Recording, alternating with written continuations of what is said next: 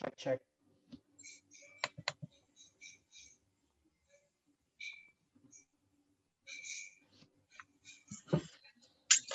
Good morning, ladies and gentlemen. We're delighted to welcome you to the first International Symposium of Earth, Energy, Environmental Science and Sustainable Development 2020 in School of Environmental Science, Universitas Indonesia. Hosted virtually by Journal of Environmental Science and Sustainable Development and School of Environmental Science, has the honor to present you this international symposium. The symposium is presented by the committee, which has nurtured the virtuous culture to collective values and the vibrant youth spirit of the School of Environmental Science. It is an honor to introduce and welcome the Vice Director of School of Environmental Science, Dr. Tri Edi Budi Susilo, MSI, and also welcome all the presenters and participants of the first International Symposium of Earth, Energy, Environmental Science and Sustainable Development 2020. For the brief moment, we would like to invite you to rise and sing Indonesian anthem, Indonesia Raya. May all we rise.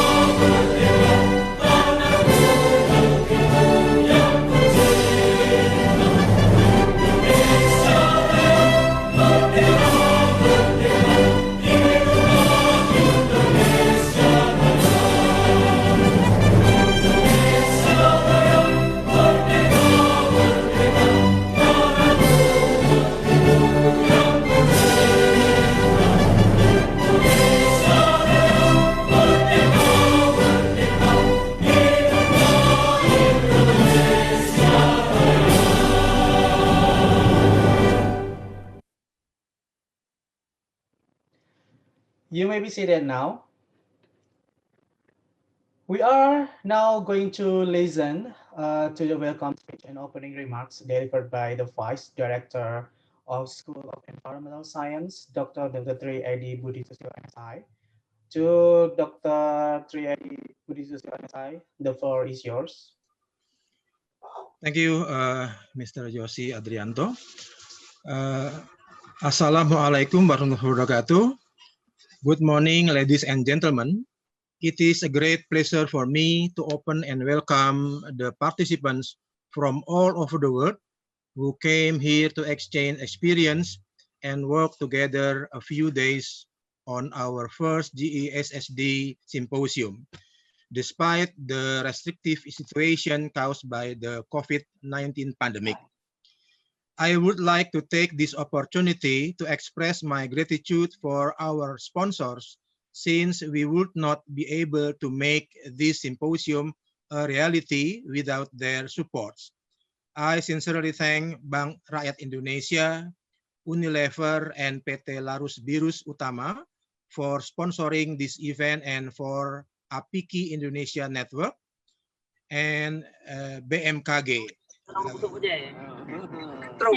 join us on the third day. Our first international symposium of Earth, Energy, Environmental Science, and Sustainable Development is slightly different than other symposiums or conferences last year. By making the best use of development in telecommunication platforms, we are able to gather virtually to share our insights and progresses covering numerous subjects ranging from the broad earth science, energy, and environmental science to more specific topic on sustainable development goals and the spatial issues of coronavirus disease 2019 and community engagement for better environment. We are aware that a virtual setup will not provide the same experience as an on-site symposium.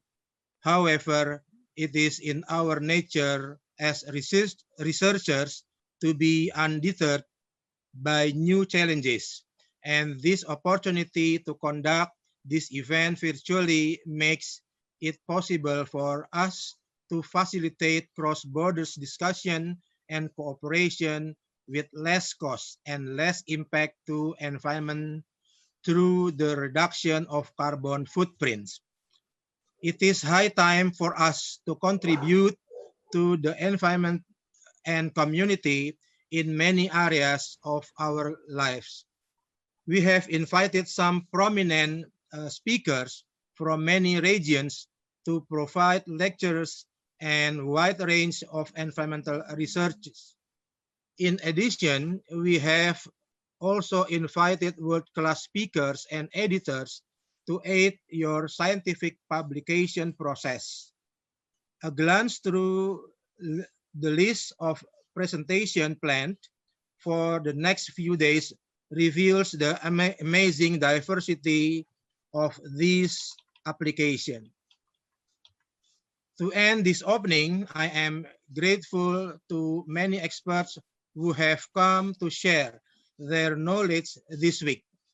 I also welcome the many representatives of governments, industry associations, and NGOs who have joined us. My deep gratitude also extends to all keynotes, committees, and reviewers for their time and hard work to support during this challenging time. I hope that this symposium will sow the seeds of initiatives and foster innovation for sustainable development. I'm certain you will have fruitful and rewarding exchanges in the next few days. I wish you every success with this symposium, and I look forward to learning about the outcome. Stay safe and healthy. Thank you.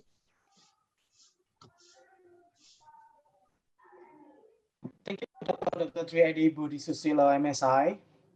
Ladies and gentlemen, now we will continue to the next session. However, before we move further to the next agenda, the committee would like to thank our general sponsor of the first International Symposium of Earth, Energy, Environmental Science and Sustainable Development 2020, which is Bank Rakyat Indonesia, Unilever, and Starborn. We are continuing our meeting to the next agenda, that is to hear the keynote speaker, which will be delivered by Professor Sabir Gewala from Joint Graduate School of Energy and Environment, King Mongkut University of Technology, Thonburi, Bangkok, Thailand. Professor Misri Gozan from Department of Chemical Engineering, Faculty of Engineering, Universitas Indonesia.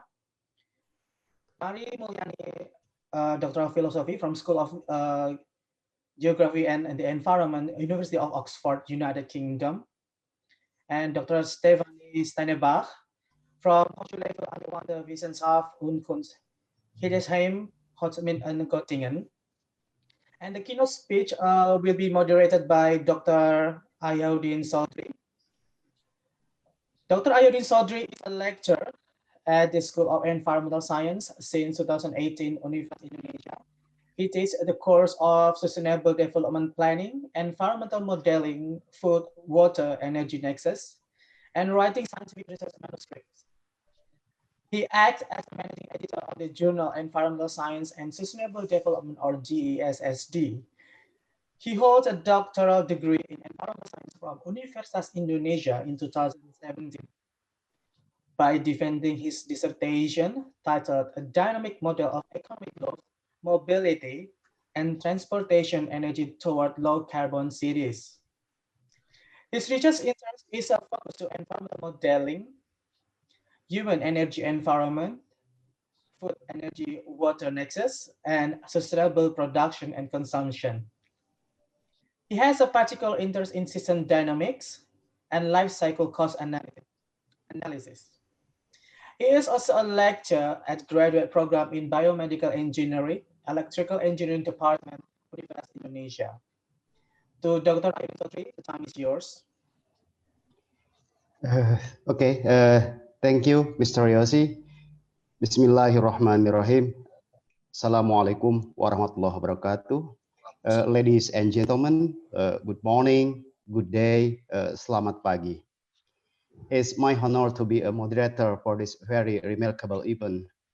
First, I would like to express my condolence to all of the victims of COVID-19 around the globe. I also want to express my high appreciation to the medical and non-medical team who is helping the patient for surviving from the COVID-19. Last but not the least, we appreciate government, organization, and society who hand on hand in this critical pandemic. May I request you also to pray that the pandemic disaster will be overcome soon. Amen. Ladies and gentlemen, the 1st symposium is getting attention from more than 200 papers submitted, more than 25 nationalities participate as an author, reviewer, speaker, and audience. So there are 4 keynote speakers who will share his knowledge and expertise in this plenary session. The first, Prof. Sabir Gewel from Joint Graduate School of Energy and Environment, King Mongkut University of Technology, Thonburi, Bangkok, Thailand. And second keynote speaker is Professor Misri Gozan from Department of Chemical Engineering, University of Indonesia. The third keynote speaker, it should be Dr. Mary Mulyani from the School of Geography and Environment, Oxford University, United Kingdom. The fourth keynote speaker, it will be Dr. Stefanie Steinbach from Hochschule für angewandte Wissenschaft und Kunst, Hildesheim, Holzminden, Göttingen, Germany. On the behalf of Journal of Environmental Science and Sustainable Development, we would like to express our high appreciation for all keynote speakers who are coming to our conference today. We want also to express our thanks to all researchers who submit their paper and will participate in the parallel session after this plenary session. Ladies and gentlemen, before Professor Sabir Gewel start his speech, may I introduce his short biography of Professor Sabir Gewel. Professor Sabir Gewel is a professor at the Joint Graduate School of Energy and the Environment, Thailand, where he teaches life cycle assessment and had the life cycle sustainability assessment laboratory for almost 15 years. He also holds an adjunct professor at the University of North Carolina, Chapel Hill, USA, and a distinguished adjunct professor position at the Asian Institute of Technology, Thailand. His research focuses on sustainability assessment of energy system, sustainability indicators, and certification issues in biofuel and agro-industry. He is a national expert on life cycle inventory as well as a product carbon footprint in Thailand and steering committee member of the Life Cycle Impact Assessment Flagship of the UNEP CTEX Life Cycle Initiative. Professor Sabir mentored the research network on life cycle assessment and policy for food, fuel, and climate change in Thailand. He is the editor board of the International Journal of Life Cycle Assessment, Energy for Sustainable Development, and the Journal of Sustainable Energy and the Environment. Last but not the least, he is also a member of the editorial board of Journal of Environmental Science and Sustainable Development, published by School of Environmental Science, Universitas Indonesia. Ladies and gentlemen, please join me to welcome Professor Sabir Gewel. Professor Sabir Gewel, the floor is yours. Thank you very much, Dr. Sotri, for your kind introduction. Assalamu alaikum warahmatullahi wabarakatuh, and good morning to everybody. I hope my voice is clear. Very clear, sir. Very clear. Okay, thank you. Very clear. Let me then try to share my presentation. Is it visible? Yes. Yes. So today I'd like to share some experiences on how we use life cycle assessment for environmental trade-offs for policy decisions using the case of biofuels in Thailand. So here, I like to always start many of my talks with this question: which one is better for the environment, an electric car or a conventional car? Now, normally if the room is small, then I would like to go around asking everybody for their opinion. But since this is such a large gathering and we are doing it online, so I guess I will try to answer the question by myself. But we can discuss later on in the question and answer session if there is any doubts or different opinion. So now there are many shades to answer this question. So which one is better, electric car or conventional car? If we think about urban air pollution, say if we are talking about air pollution in Jakarta city or in Bangkok city, then it is quite clear that the answer would be the electric car is better for the environment than the conventional car. Why? Because the conventional car, which runs on gasoline or diesel, we burn that fuel to run the car. So there are emissions from the tailpipe.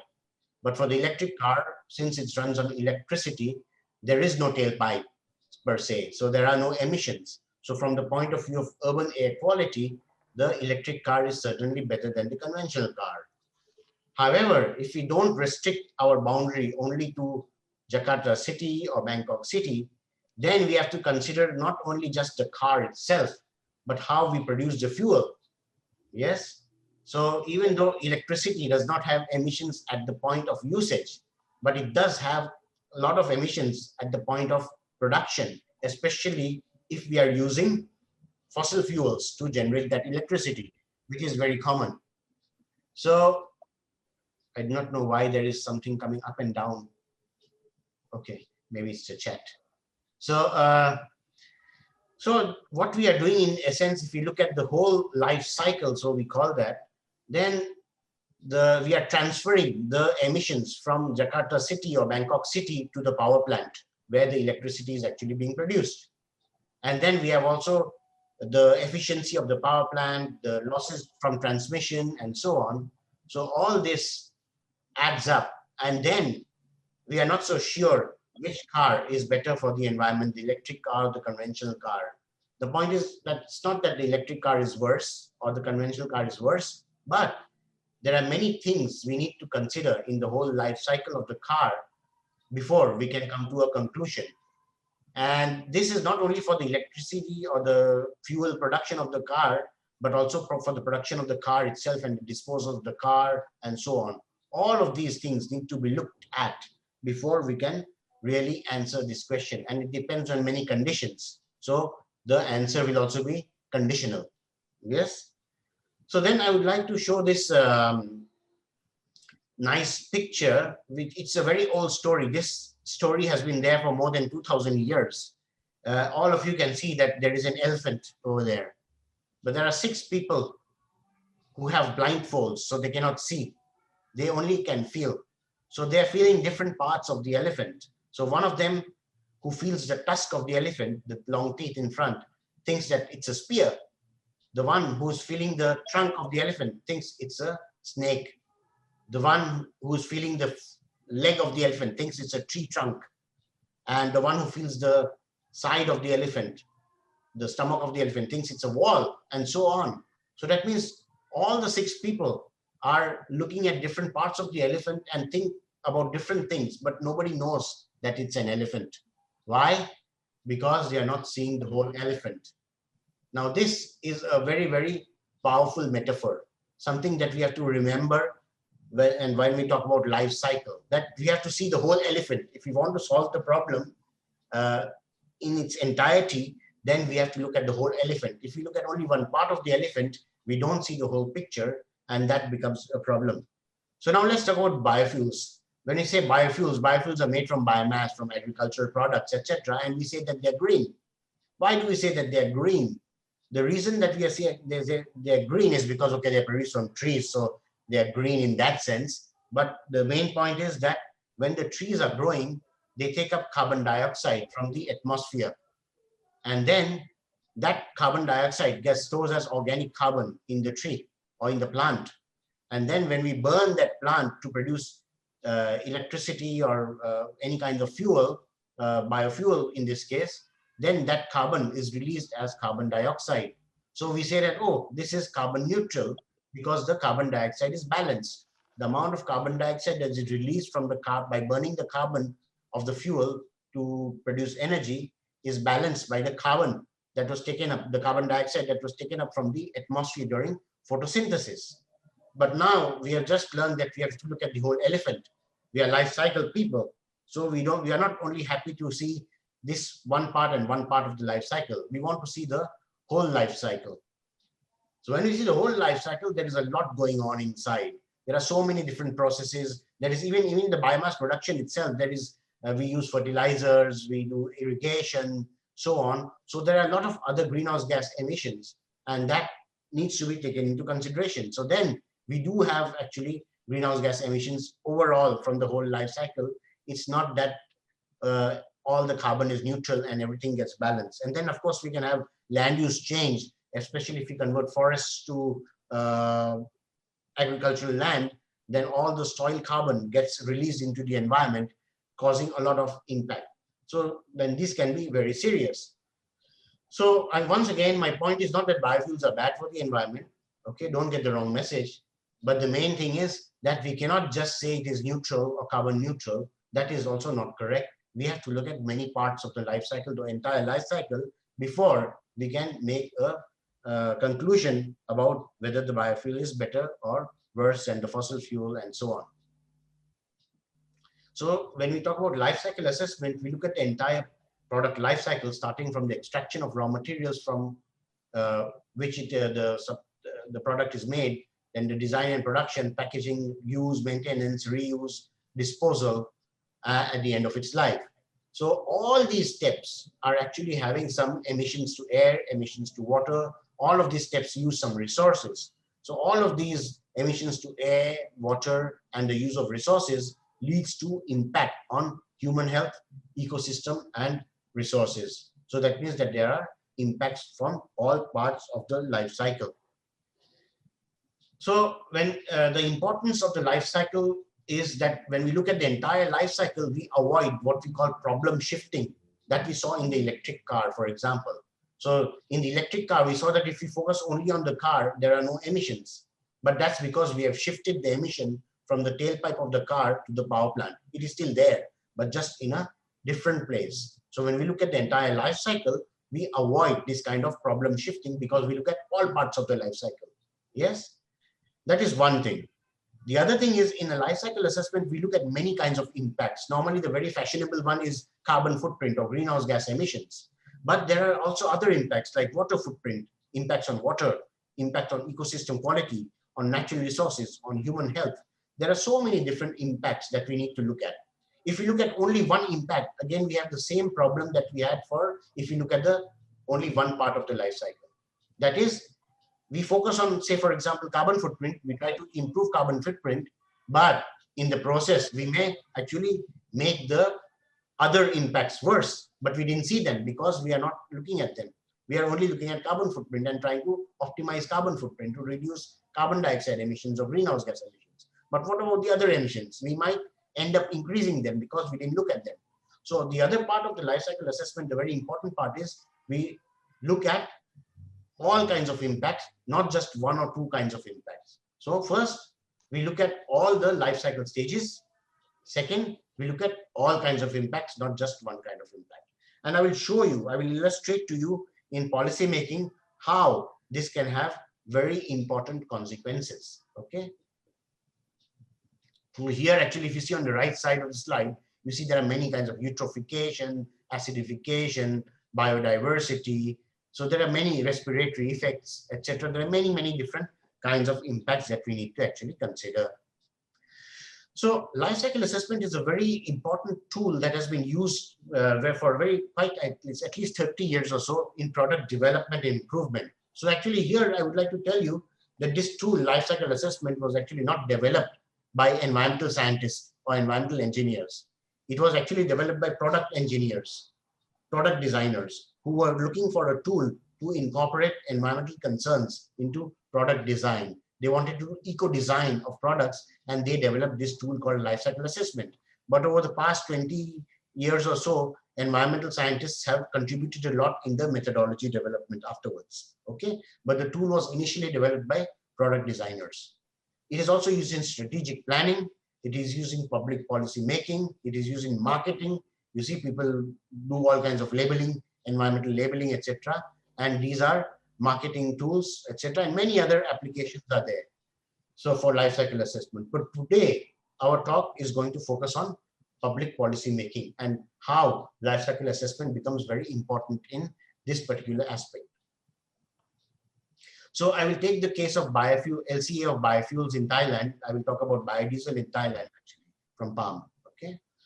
So now when we say what are the possible benefits of biofuels, the possible benefits of biofuels, one of the very important ones we saw is, okay, we say that it may reduce greenhouse gas emissions, which is very important. You know, everybody talks about climate change. It is very important, very urgent. We need to do something about it. So that is one of the possible benefits, because biofuels are coming from biomass or agriculture. We feel that, okay, it may help to reduce greenhouse gas emissions.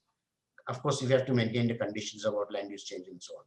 The other important thing, especially in countries like Indonesia or Thailand, our countries, is we want to utilize local resources. We are agricultural countries. We have a lot of agriculture. So if we use agricultural products to produce fuels, we use our local products, we can reduce the amount of energy that is needed. Okay, so this is something, or increase our energy security. This is very, very important for countries like ours, which are, we want to reduce our foreign exchange that goes out because we have to buy oil and so on. And the other benefits is the social benefits. So all the sustainability aspects, environment, economy, and society. So for the social benefit, we hope that when we have biofuels, it will stabilize the farmers' incomes and help towards rural development, job creation, and so on. So these are some of the advantages that are possible for biofuels. We are not sure if we can always get them, but we have to maintain certain conditions so that we can achieve these benefits. Today, we are going to talk about the environmental benefits, right, of biofuels and see what's happening. And we use life cycle assessment as a tool to be able to see whether we are having those benefits or not, or what is happening.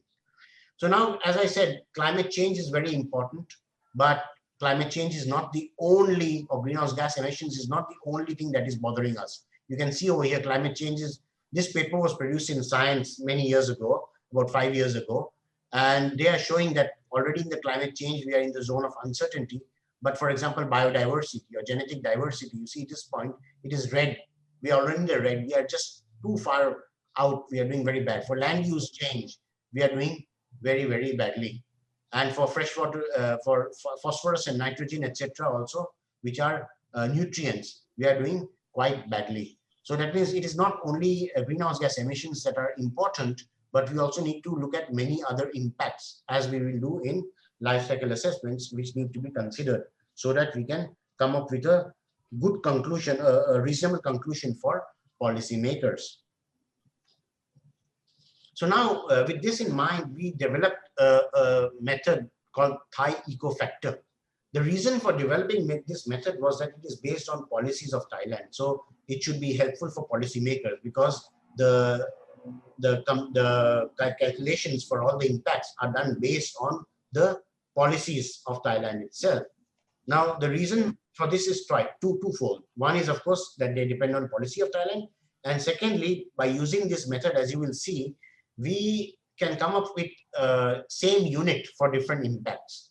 Normally with other methods, when you do, like, for example, acidification, it is in terms of kilograms of sulfur dioxide equivalent.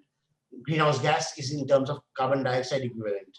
Toxicity is in terms of dichlorobenzene equivalents, many different units. So when we have impacts in different units, it is difficult to compare between them, right? Because they are different impacts and they are different units. So if we increase one impact but decrease another impact, we can't compare between whether this increase is more than that decrease or not, because they are different units. So this is a problem.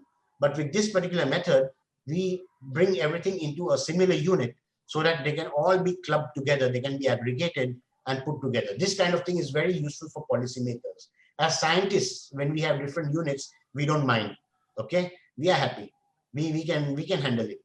But because we say, okay, this one is big, this one is small, we say something like this and we are pleased and we try to find improvements. But policymakers, they want to know the answer.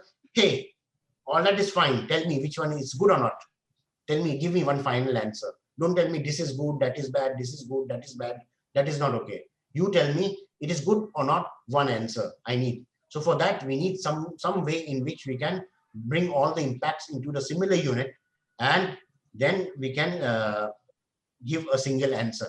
So here you see we use many kinds of impacts. In the resources, we have primary energy, land use, minerals, fresh water. In emissions to air, we have greenhouse gases, ozone depleting gases, acidifying gases, and so on, and emissions to water, soil, etc. And we use all kinds of national policy targets like the Alternative Energy Development Plan, the energy plan, and so on, climate change master plan, and so on. Okay, and here the way we use is that if this is our target, you see, if this line, this dotted line is our target, and we are here, that means we need to do a lot to bring down this from the current level to the critical level. So the farther away the current level is from the critical level, the more effort we need to put into reducing that impact, which means that we need to do more, and that means it will have a higher weight. Okay, so this is the very general, in very simple words, I explained the principle. And then we used this kind of thing. So we had direct reduction targets, reduction based on business as usual condition, quality standards, scarcity criteria, etc. For all the different kinds of impacts, we use these different kinds of things. Okay, so I mean, I cannot go into the details of the things today, but I just show you that this was the equation that we used. It is based on a Swiss method called the Swiss eco-scarcity method. Switzerland has been using this method in their policy making for more than 25 years. So we thought that in Thailand also maybe we should also use it. So then the equation looks a bit complicated, but it is in fact not so complicated. The main function to focus on is here, which is the square function, which is the critical value, current flow divided by the critical flow. So as I said, how far the critical flow is from the current flow, that big the value will be. Okay, in a very crude way to explain that. You can learn more about this method from this paper. I've just kept it over here, so you can look at the paper and learn more details about this method. So now let's come to the main point. So here we are going to look at palm biodiesel and fossil diesel. So in the palm biodiesel life cycle, we have cultivation of palm, extraction of and refining of palm oil, biodiesel production, and then use the fuel in the vehicle. In the oil, on the other hand, we have to extract the crude oil from the ground, we have to transport it, we have to refine it, and then we produce diesel, and that diesel is used as fuel in the car. So now we are going to look at these two fuels and compare them based on life cycle assessment. Now, as I said, in policy making, a lot of times we are looking at greenhouse gases. Is very important. Policymakers are very interested to reduce greenhouse gases and reduce climate change. Okay, and they are focused on energy resources because we have to import a lot of energy, which is a big burden on our foreign exchange. So we want energy security. So these two impacts normally in policy making is very common to look at. So normally policymakers focus on these two impacts. When we focus on these two impacts, look at what happens. Here you see this is biodiesel. B100 is biodiesel and this is diesel. So very clearly we see that if you look at greenhouse gas emission and if you look at energy resources, biodiesel is doing much better than diesel. So policymakers are happy. Yeah, you see, we're trying to reduce greenhouse gases, we're trying to reduce fossil energy resources. So biodiesel becomes better than diesel. However, now we look at life cycle. That means we want to look at not just these two impacts, but every kind of impact. When that we do, the thing becomes a bit different. So here you see suddenly when we include other impacts like land, which is biodiversity, or we include the impact of pesticides, we include the impact of nutrient emission. This purple one is the nutrient emission, this is the pesticides, this is land. So this is so large that now suddenly the biodiesel becomes slightly worse than the diesel.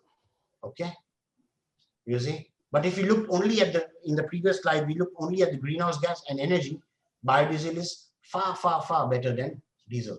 So this is something to think about. Now, once again, my point is not to say that biodiesel is bad, okay?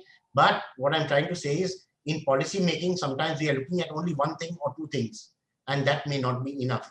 We may need to look at many of the things, otherwise we miss some very important impacts or something like this, which we need to focus on to reduce them so that we can actually get the benefit. Otherwise, in trying to get one benefit, we may get a different disbenefit, and that is not so good as a policymaker. Yeah, so you can read more about this in this particular paper. I just kept it over here because I gave a very, very short summary. So I give the paper so that you can read more about it. So in conclusion, the key takeaway is that biofuels have benefits in several impacts, especially when we consider greenhouse gas emissions and energy resources. However, if we consider land use and pesticides, then we have to think again because these may have further impacts that are not so good for biofuels because they are agricultural products. So these important trade-offs between global impact and local impact, you see, greenhouse gas emission and energy resources are global impacts, but land use or pesticide emissions are local impacts. So there is this trade-off between these two, and this we need to consider, and that is life cycle assessment is a very strong tool because it helps us to look at all these things together, the whole elephant. Yeah. So then this shows us the limitation of considering a single impact category, which is probably dangerous in decision making. We should look at all impacts, not just one impact. Yeah. Otherwise, we may doing good for one thing, we may do bad for another thing, which actually we don't want. Yes. So I would like to leave you with this message. Please, when you think about life cycle assessment or when you think about any kinds of assessment, please think about the elephant. Okay, this is very important.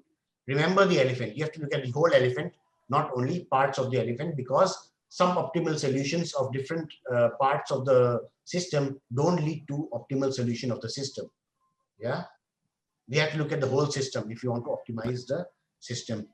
And just a few words about life cycle and sustainability assessment. We talk about environmental assessment. So for environmental assessment, we have LCA, life cycle assessment, but for economic part, we also have life cycle costing, and for social part, we have social life cycle assessment. So all tools are there, life cycle based tools are there for all the pillars of sustainability. So if you want to achieve the sustainable development goals, life cycle assessment and the other sister tools for the other aspects of the sustainable development are very, very important to look at.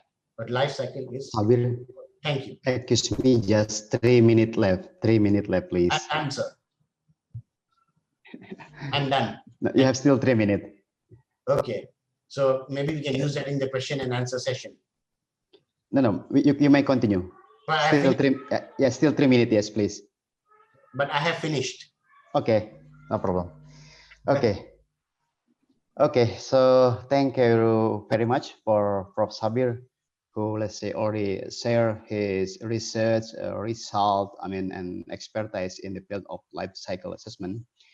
And I think now we come to the next session for the next 10 minutes. It would be a question and answer from the participant. And we invite you to write your question by writing to the link that we publish on the chat room. So please use it to raise your attention or question or comment. Prof. Sabir, here I got one question from the participant. The question is about the Thai eco factors. The participant asks, could you please explain more about how, let's say, this type of eco factor is developed from which method or standard? And second is it possible to be further developed for the Asian countries? I mean, this Thai eco factor, please. Yeah.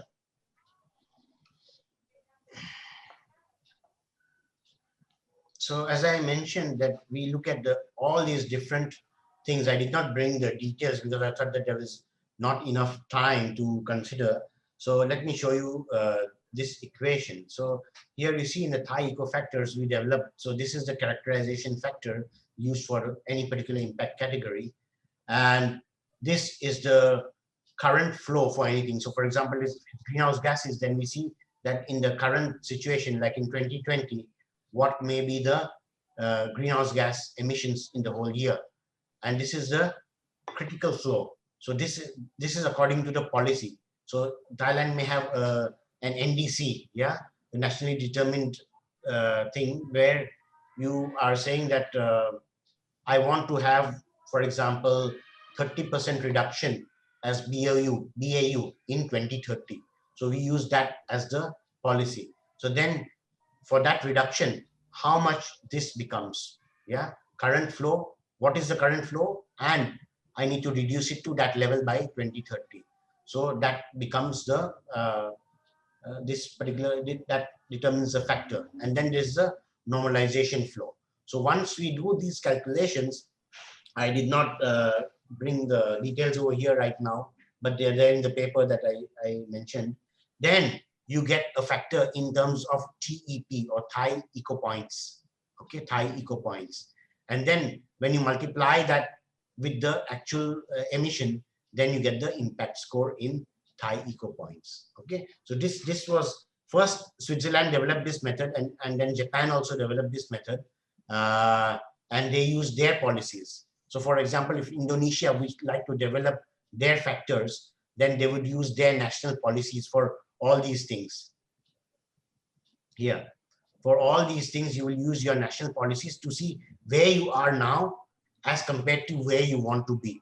So I'm sure that you have many policies like this. So you have your climate change plan, you have your environmental quality plan, you have water quality standards or air quality standards in Indonesia, you have your solid waste management targets. This is international for the ozone depleting substances.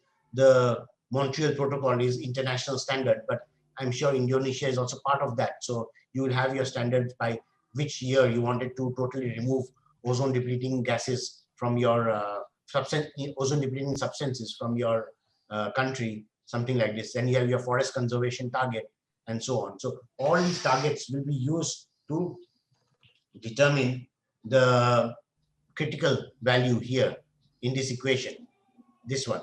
And then here you have the actual value in any particular year, how much you are emitting in one particular year. In our case, we use 2011 as a standard year, okay, just as a baseline year. So you may have your own baseline year depending on your convenience of what data you have on hand, yeah.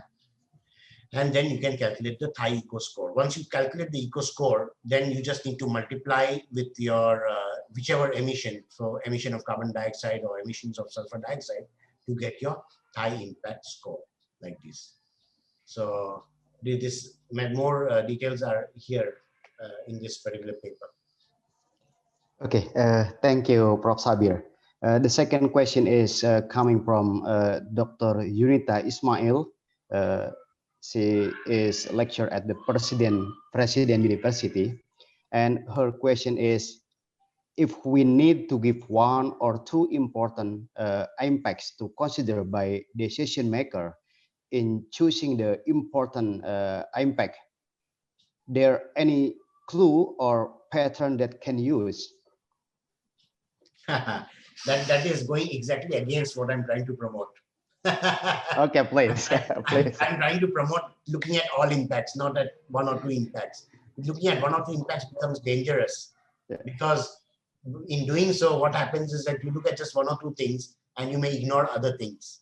So actually, I'm promoting a bit against that. But but anyway, just to answer your question, I would say that you can look at your Thai eco factors. So they have different values. So those that have high values for your country, then you may think that, okay, maybe they are more critical than the other ones that have lower values. That is this. See, so I mean, if you look at this, just this kind of image, you see this one is more critical than this one. Yeah, number 1 is more critical than number 3, impact number 3. Why? Because impact number 3, it is already quite close to the level that we want to be, but impact 1 is very far. So that means we want to focus on that impact which is far. But that doesn't tell you the whole story, because some impact may be near, but it is also very critical. How about that? Or some impact may be far, but it is not so important. Maybe its effect is quite small. So there are several things to consider. So it may be a bit difficult to give very straightforward black and white answer for which one is more important or less important. But of course, I mean, this is from science point of view. Policymakers have their own thinking, and they may give something more importance by themselves. That is also there. But as scientists, we can guide that based on their own policies. We have shown them what is important or more or less important. Okay. Now the third question is coming from Mr. Yosi. I think he's from the University of Indonesia. And the question is, do you consider the pandemic situation, I mean the COVID-19, for, let's say, the LCA calculation for the current situation? Do you consider it? No, the simple answer is no. No, we have not considered it. But generally, I mean, all this work was done pre-COVID actually. But if we have to do something post-COVID, I guess we have to look at what would we call technology disruption or something like this. Yes. That has to be taken into consideration. This would be quite interesting, on my opinion. Yes. Yeah, Prof. Yeah. Especially for energy, right? Yes. Okay. As for many other things, I would say. Yes. Okay. So we have still time, and there is another question here coming. Actually, there are a lot of questions here, and I have to choose. Please give me a second.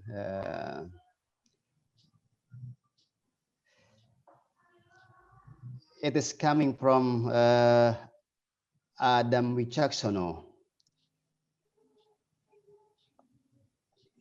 His question is how to implement LCA in another field, and his concerning is in the field of power generation, how to determine the significant impact that is appropriate for my LCA study. Yeah, well, power generation, this is also somehow, in a way, power generation, even though this is liquid transportation fuels, but we have done so many studies with power generation, with the conventional power like natural gas or coal, with solar power, wind power, hydropower, we have geothermal, we have done so many different studies. So surely LCA is just a tool. It can be used for assessing so many different things, including power systems.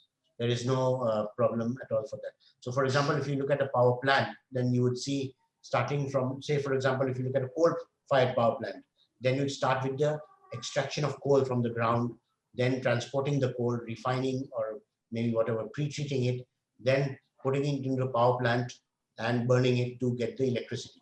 But on the other hand, you also have the other life cycle of the power plant itself. So you construct the power plant, you build all the machines, you bring them together and you use them for any number of years. And then you have to operate, you have to maintain them. All these things will also come in the life cycle assessment as part of the impacts. Continuing his question is, assuming we already know the LCA result from a power plant, then what should we do? Because the power plant still has to operate and is a very vital object, and to build new plants that are more environmentally friendly requires large fundings. Okay, so that's a very good question, and I would like to answer it in 2 steps. Yes, please. If you have not yet built your power plant, okay, that is called strategic environmental assessment. So right at the design stage itself, you first do life cycle assessment as a pre-feasibility study to identify which other hotspots, which areas are producing more impacts, and you can see what you can do to reduce them. Okay, so that is step number 1 if the power plant is not yet built. So that's what I mentioned also as one of the things in the life cycle, this is the product development. Okay, that is product development. But then product improvement. Now you say the power plant is already there, so I cannot break it down. I understand that. Okay. So what we can do is, once again, but we try to see which part of the power plant life cycle is producing more impact, and then what we can do to change something to reduce it. So for example, sometimes it happens the power plant is not operating with high efficiency or according to the design efficiency because we are not using enough, we are not running it at full capacity. Sometimes we are running it at 70% or even 50% of the capacity. When you run a power plant at low capacity, then its efficiency reduces. So now you know that, okay, this is the problem. So what should I do to stabilize that? Or you have too many maintenance cycles, and that is causing a problem because you have to start up and stop. That takes time, and that also affects your efficiency. Or you can improve your fuel because you feel that the fuel is the one that is causing the maximum impact. So for example, instead of using coal, can I use clean coal? Or can I reduce the sulfur content in the coal? Something like this. So these kinds of various strategies could be adopted if the power plant is already in place to reduce. Or then you can have some kind of retrofitting. Can some kind of retrofitting be done to improve the working of the power plant? Something like this. So this might be, I'm answering in a very general way because, okay, I don't have a specific example in hand, but these are the kind of things we would probably look at. Okay, ladies and gentlemen, I believe this is very still interesting discussion, and actually I got another question coming from a participant, but unfortunately the time is already limited. It's already 9:46, and again I would like to appreciate my thank to Professor Sabir, who participate, who is coming and will as a keynote speaker for this remarkable session. Thank you very much, and Thank you very see you much. again in another event, Prof. Sabir. Ladies and gentlemen, we just finished with the first keynote speaker, Professor Sabir Gewel, and now we will step up to the next speaker, next keynote speaker. And today I would invite Professor Misri Gojan to be a speaker. But before that, may I introduce Professor Misri Gojan. Professor Dr. Engineer Misri Gojan, MTech, is a lecturer in the Department of Chemical Engineering, University of Indonesia. Currently, he is the director of Indonesian Accreditation Board for Engineering Education. He is a former chairperson of the RCBE, Research Center for Biomedical Engineering, Faculty of Engineering, University of Indonesia.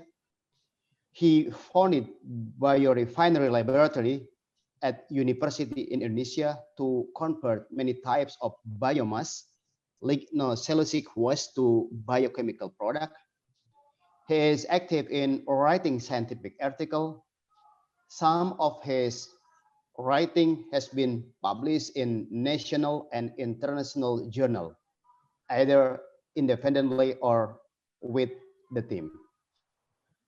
Until now, he has written 7 books, 23 papers in a reputable international journal, 14 national journal, more than 100 papers in international proceeding, and approximately 40 papers in national proceeding. Ladies and gentlemen, may I ask you to join Professor Misri Gojan as second keynote speaker. Professor Misri Gojan, the floor is yours. Okay, thank you very much, Dr. Ahyauddin Sadri, for your very kind introduction. Assalamualaikum warahmatullahi wabarakatuh. Good morning, everybody. I hope you are in good conditions. It is very important to keep ourselves healthy and to keep our immune system at a very high level, especially in this very difficult situation. Thank you very much for the organizing committee to allow me in this very important meeting to introduce my research and also my thought. So just prepare my presentation. I hope it is there. So it is there, but yeah, okay. Uh,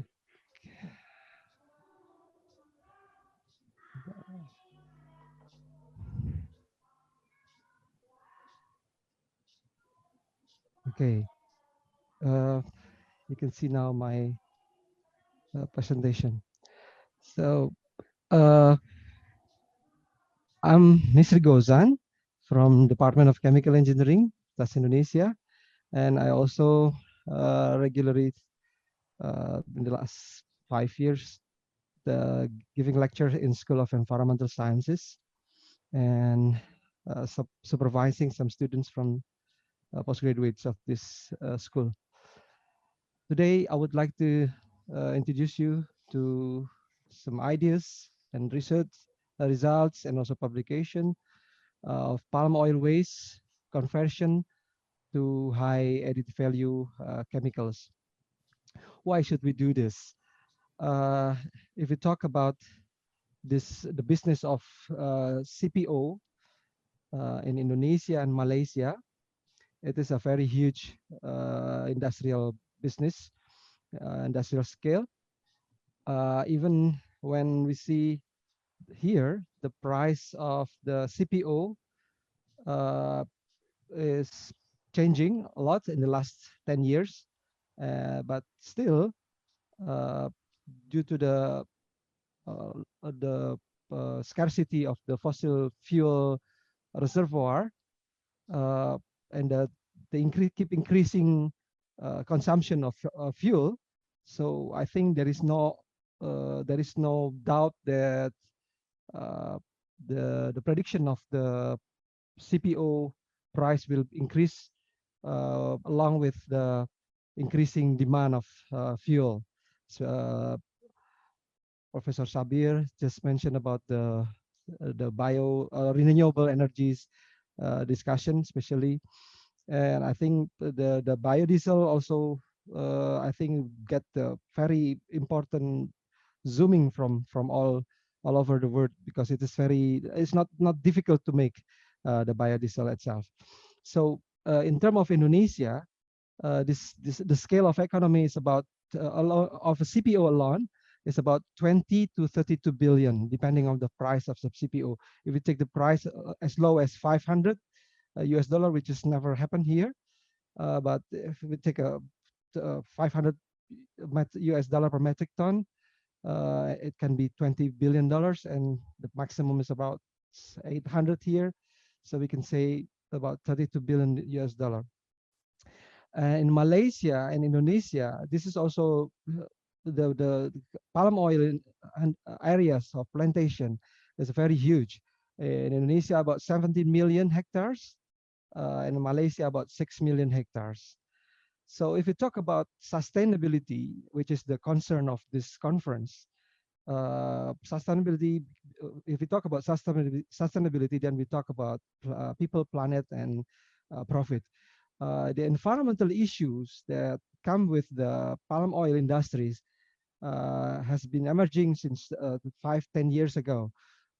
So there are a lot of debates in environment and social and economical issues in terms of sustainability issues. So by doing the conversion of palm oil waste into more valuable products, especially biochemicals, organic fertilizers, we can say also bioenergy, we can say also electricity, then we can say in environmental terms, we can reduce the waste to almost zero if we could provide a very integrated system of the palm oil waste into products. And also because we produce the organic fertilizer, then it means that we can increase the soil fertility. I will introduce the scheme later in the slides. And also by using the biogas, we can reduce the greenhouse gases effect, such as reduction of the CO2, and also for, that is basically resulting from fossil fuel, and then we replace it with the biogas. And also at the same time, we use the biogas, which is mostly methane, into more valuable things that is important for the people, which is energy in the form of electricity. I will introduce you later on in the slides. And also we can provide jobs, but of course by providing more uh, industries here, and also provide affordable energy, especially because they are in the rural areas. The plantation as well as the CPO plant normally is in the rural area. So by setting up the industries in the rural areas, so we can provide job, provide affordable energy for them, and also it can stimulate, of course, the sustainable plantation, because they need the plantation sustainably. And also in economic term, which is very important, this means also product diversification, not only for the CPO and also biodiesel, which is from trans-esterification, but also for other products. And we can generate new incomes, and we can imagine the multiplier effect of this industry. So let's see the plant itself. I can say that the Elais guinensis is a multi-product plant trees. So from the midrib and the leaves, from the midrib and the leaf, we can use it as a organic. We can process it as an organic fertilizer. From the fiber, this is very rich. The fruit is very rich in fiber, and also the shell of the fruit, we can convert it directly to solid energy, which is very easy to make, and basically by drying, and we can get the with the compression, we can get the pellet, which is nowadays very demanding in the world, especially from the European countries. And this season, especially when there's a very cold, they need a lot of pellet from our country, and from Malaysia, from Thailand as well. And also we can use it directly for the combustion to generate steam for in the boiler. So also the fresh fruit, which is very rich in oil, whether it is crude palm oil or palm kernel oil, they are very good industries nowadays, and keep very lucrative one. And also from the trunk, if it is very old, then when we need to rejuvenile or replantation, then we can use the trunk for the furniture. It is as good as coconut oil, coconut tree. It's very strong, and the people like it very much for building homes in Indonesia, especially Sumatra and Kalimantan. Now we would like to talk about the fresh fruit itself. So about the fresh fruit, if we get 100% fresh fruit, for say one ton fresh fruit, we can get 2/3 of it is threshed fresh fruit. Then about 66 to 75%. And the outer part of the fruit, which is nut or kernel, is rich with oil. And we can get also the palm kernel shell like this, and this is palm kernel oil. And the inside one is, which is mesocarp, which consists of 50% of the fruit. We can get the crude palm oil, and also some fibers here. So we can see that there are in the processing it, we produce a lot of water, wastewater. I mean, this is what we call as palm oil meal effluent. So it's about 10 to 15% of the process. And beside that, we still can get the empty fruit bunch, which is about 20%, fifth or fourth of the fresh fruit bunch, and the rest is a little amount of chaff. So if we talk about this, I'm going to talk about this too, to process this too, because of this limiting time. One is I would like to introduce to our research produce furfural and levulinic acid. which is very easy to make by grinding, extraction, mixing, filtration, hydrolysis, and with the purification we can get here by using distillation we can get the formic acid, furfural, and levulinic acid. Besides, we can still process the wastewater here, which is rich with cellulose and hemicellulose residue, and also some untrained sugar residues. We can use it for producing the ethanol by using fermentation. And also, yeah, this is a very common process. But the question is why? Why I choose the furfural, levulinic acid, and formic acid? You see before in the slide that we can produce also ethanol, but the price of ethanol is only about 100 to 200 US dollar per ton FOB. But we can process it by using fermentation, which is very high. This very I mean need a lot of money to produce, and the price is very low. But if we produce by using hydrolysis, which is very easy and very cheap, we can still produce higher price of formic acid, which is double the price or even 5 times the price or more of the ethanol. So formic acid is very interesting. And even the more interesting is the need or the demand of formic acid in the world keep on increasing. And I think it's very, very interesting for us to produce it instead of only producing ethanol. Of course, ethanol is important for energy. Also, if we can produce furfural, the price is much higher than ethanol, and also than formic acid, which is 800 to even 2,500 US dollar, depending of the time. And also, if we talk about levulinic acid, the word suppliers is only three in the world. So, but the demand is keep increasing. And also, I'm sorry, is there any sound? Okay. The demand, why the demand is very high? Because we can use it for pharmaceuticals, and for agriculture, and also for food additive. And the most important, which the price is very high, is cosmetic and also pharmaceuticals.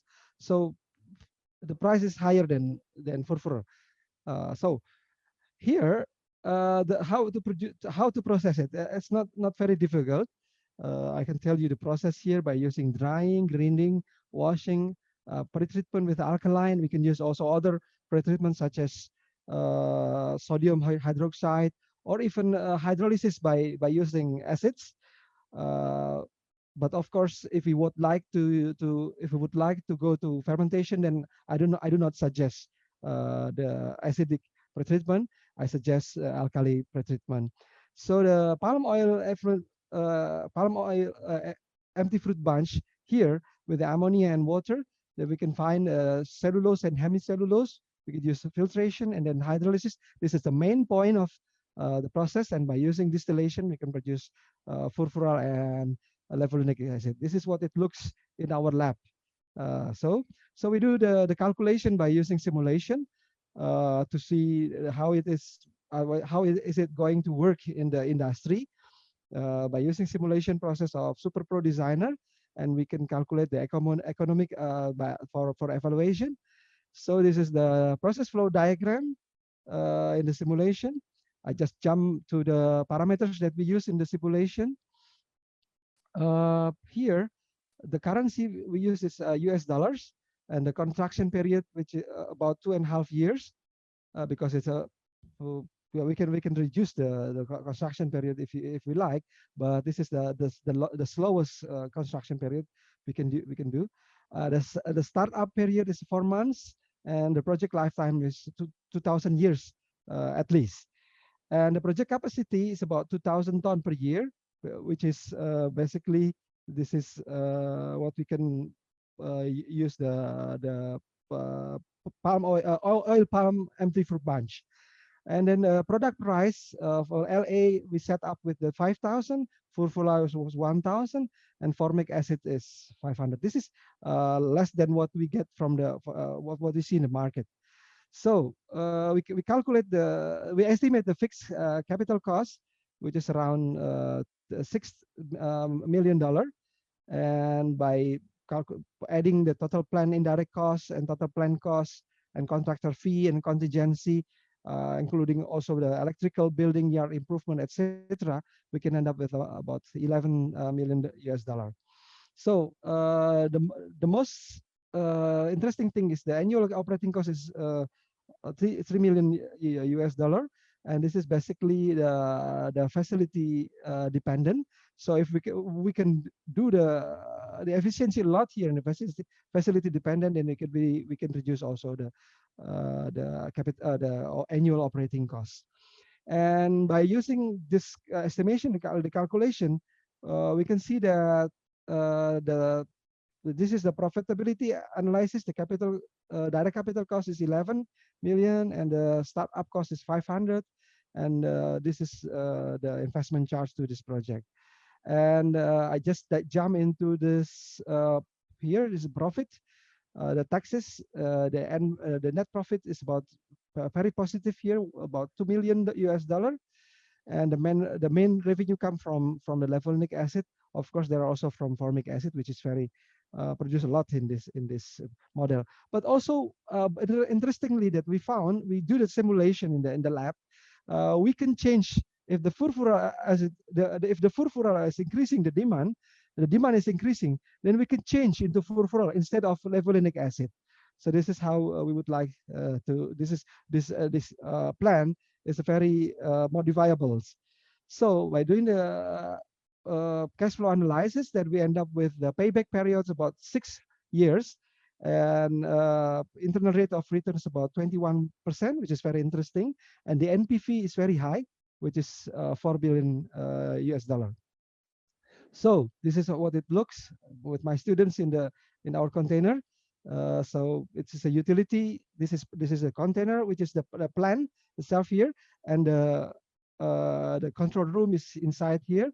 And beside this container is utility one. This is for storing the raw materials, and also for generators, and for reverse osmosis water, which is needed for the process. And also we also have here we already built a new one. We would like to start it in January, but then come the COVID, make everything stop nowadays. But this is our mini pilot plan, which is controlled with PLC, and this is how it looks. My master student. So other publication, if we are interesting, we also produce from the oil palm empty fruit bunch, we produce hand sanitizer. This is just published currently. This is good for producing hand sanitizer from ethanol, and also we produce ethanol, of course. This is also from this year. And we could also produce polyhydroxybutyrate, which is very useful bioplastic, used for food container, or for plates, or fork, spoon and fork, plastic. So we could use also for other purposes, but this is very biodegradable and a very light one. Of course, we can use it also, the oil palm empty fruit bunch, for producing polylactic acid, which is a very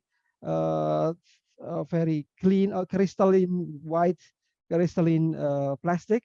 We can use for producing any kind of products, such as this is ropes that we use nowadays this is basically produced from fossil fuel, but now we can use from palm oil empty fruit bunch. This is a saving. This is a reduction of the waste, and also saving the environment.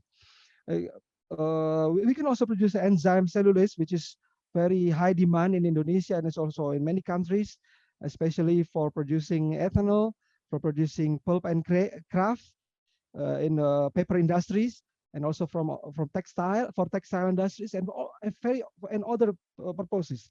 We can use it from empty fruit bunch to produce cellulase, and of course the formic acid. This is the cellulase in the liquid form. So I will go into the next presentation for the biogas. Why we use it? Because we need we need to process the palm oil, which is the palm oil mill effluent, which is the liquid waste. I show you the from the earlier slide.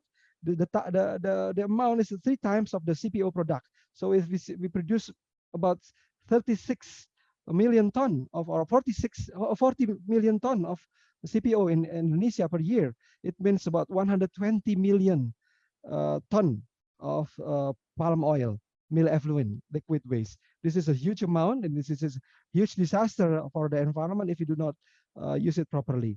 And we can use it to produce biogas to replace fossil fuels and other non-renewables. Simple, cost-effective design, I will show you later on, and better usage of manure. We can also combine with the manure. We don't need to so it is no longer polluting the water if we use the palm oil mill effluent or POMI to produce biogas, and we don't need to burn it because we can use the methane produced into gas and then into electricity directly. Decrease the greenhouse gas emission, as I put in the previous slides, and also produce organic fertilizer. So instead on only producing biogas and electricity, the solid waste from this process, we can still use it for organic fertilizer, which is still very rich in potassium and also others. Okay. So how is the potential? The POME potential for electricity, we say that Indonesia nowadays we produce the CPO about 40 billion tons, and we can use the potential from using this all POME about 100 billion tons. We can use it into generate electricity with around 750 megawatts. It can be used for 6 to 7 provinces in Indonesia outside Java. Of course, Java cannot. It's already crowded. There is very little amount of POME in Java. There is still in West Java and also some in East Java. But I think especially we will talk about outside Java like Sumatra, Sulawesi, and also Kalimantan or Borneo. And also we can use if we can say 1 million watt can be produced with 30 ton fresh fruit bunch per day capacity of CPO production, then it means we can use it for 700 districts outside Java, of course. But what is the problem? The problem is that the price of the Prof. Ms. Rigoza, yeah? 4 minutes left, please. Oh, 4 minutes left. Okay. Yes, So I will speed up. Sorry to interrupt you. Okay, no problem, no problem. What I would like to say, the process is not very difficult to methane production. For methane production, we just hydrolysis, basically liquefaction, and acidogenesis and acetogenesis, and all of this form should be used in unorganic or anoxic condition. The technology is very simple. We can use a very sophisticated like this vessel, stainless steel vessel, but also we can use the very easy one like this lagoon, plastic lagoon, and also like this a bunker, like a well with the top roof here. We can use also moving top roof if you like. But mostly in Indonesia and Malaysia, and also in Thailand, I've seen in an area in southern Thailand, I've seen that mostly they use this kind of plastic lagoon. So this is how to process. This is a biogas cycle, so we can produce the electricity. This is from the anaerobic digestion, whether it is in construction or whether it's an anaerobic lagoon with a plastic top or well with top roof. So the biogas, we can produce the electricity. And also if we refine it, or if we dissolve the CO2, then we could put it into natural gas pipeline. So I will jump because this is very famous one. I just want to show you that this is the economic calculation. The problem is that this is the internal rate of return is not very interesting. Of course, it is still above the bank rate, but still it's not very lucrative as as for example, furfural and formic acid and levulinic acid, as I show you before. So and payback period is 5 years is okay here, but we need a lot of money for rural area. This is considerably very high. This is about $3 million or about 30 billion rupiahs for each plan. So you can find my publication. So I will in the biogas from the palm oil mill effluent. Okay, I would like to conclude my presentation. From the first presentation, I can say that we see that from empty fruit bunch to biochemical, for example, furfural acid, formic acid, or ethanol, this is very economically feasible. This can solve many social problems, economical issues, and also environmental issues. And I would say that the base solvent can be recycled, and acid as potential environmental issues still there that we should think about this. From POMI to biogas and electricity, we can say that selected anaerobic digester is a very simple technology of an aerobic pond. We can say that nowadays 85% of palm oil processing plant has ponds. Then we can simply transform it into simple POMI treatment for anaerobic. Then we can use it for biogas to electricity. This is economically feasible, but not yet so attractive.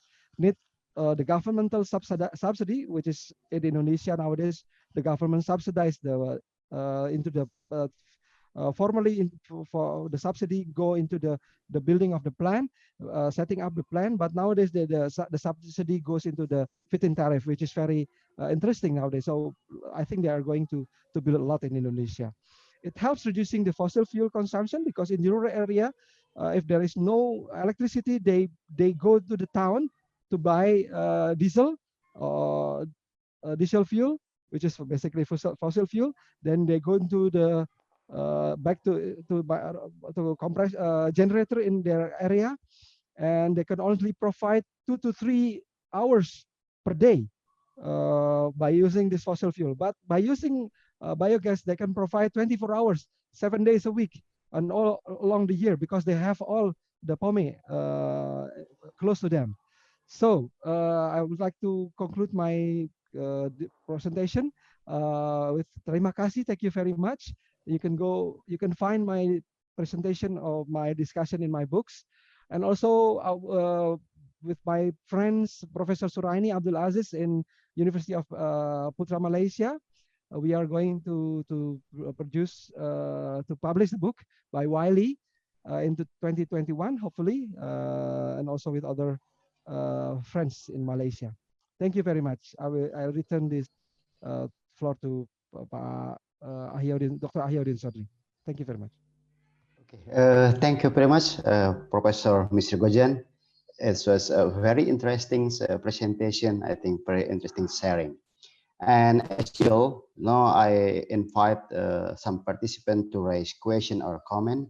Okay, here I got a question from is asking following. Indonesia has a policy of 5% energy mix for in 2030 derived from biomass, one of which is pellets as a substitute for coal. But the pellet price in the marketplace is still expensive. What strategies can we do? And how is the heat ratio between coal and pellets? Which one is better? Please. Okay. Thank you very much. Very interesting question. Yes, one of what we call the Bauran energy or energy mix strategy by our government is to have 5% of biomass. I think it's not biomass, but renewable energy. I think, if I'm not mistaken, biomass maybe I don't know. I'm not very sure, but the biomass is a part of it, and biomass can be used directly for combustion, or we can use as gasification for pyrolysis, and we can produce the syngas, and then we can go into a petroleum platform to produce the other petrochemicals products from the biomass platform. And also, of course, the pelletizing, which is very easy. Basically, we have to remove the water first, and then we have to pellet, to compress. The technology is very easy, basically. But why the price is very high? Because the price in the market is very high, because the European countries, they need it very much. We can understand that because the forest in Indonesia is very huge, tropical forest, and the forest in the European countries, they are using very carefully nowadays. So the pellet is a very high demand in the world. So we cannot compete the pellet to use it in Indonesian market, but the people would like to sell it for export, of course. So the strategy is, I think, the strategy is not only using pellet. I think the best thing to do is not only using it as pellet, because pellet is the goal is to use a pellet in the rural area, but the price is very high. So I think that what is the point to do that, to do this? So my idea is, why should we use a pellet? Why don't we just combust it for industrial case? So if the fossil fuel becomes scarce, then we use low compact density of energy in the pellet, then we can sell it into the industries, which is for combustion, instead of the very nice pellet, which is we can sell into European countries or any other exporting goal or exporting objective. So that is my suggestion. And the second one, the second question is about which one is very high. Of course, the coal is very high, but depend on which kind of coal. Nowadays we don't have the old coal, which is very high density of calorie, but we now have a lot lower coal energy, so we can compete with the pellet. But the problem with pellet is that we have to reduce the water content, which is until now we cannot go lower than 1%. This is what make the technology becomes a bit difficult when we need to export the pellet to other countries. Then they ask about the water content, but with this water content, then with high water content, then the heating value is also very low. Then this heating value, if we increase the heating value, it means the technology is also increasing, then the price will also increasing. So I think this is how we find the strategy in the future. What purpose we should like to aim in the future.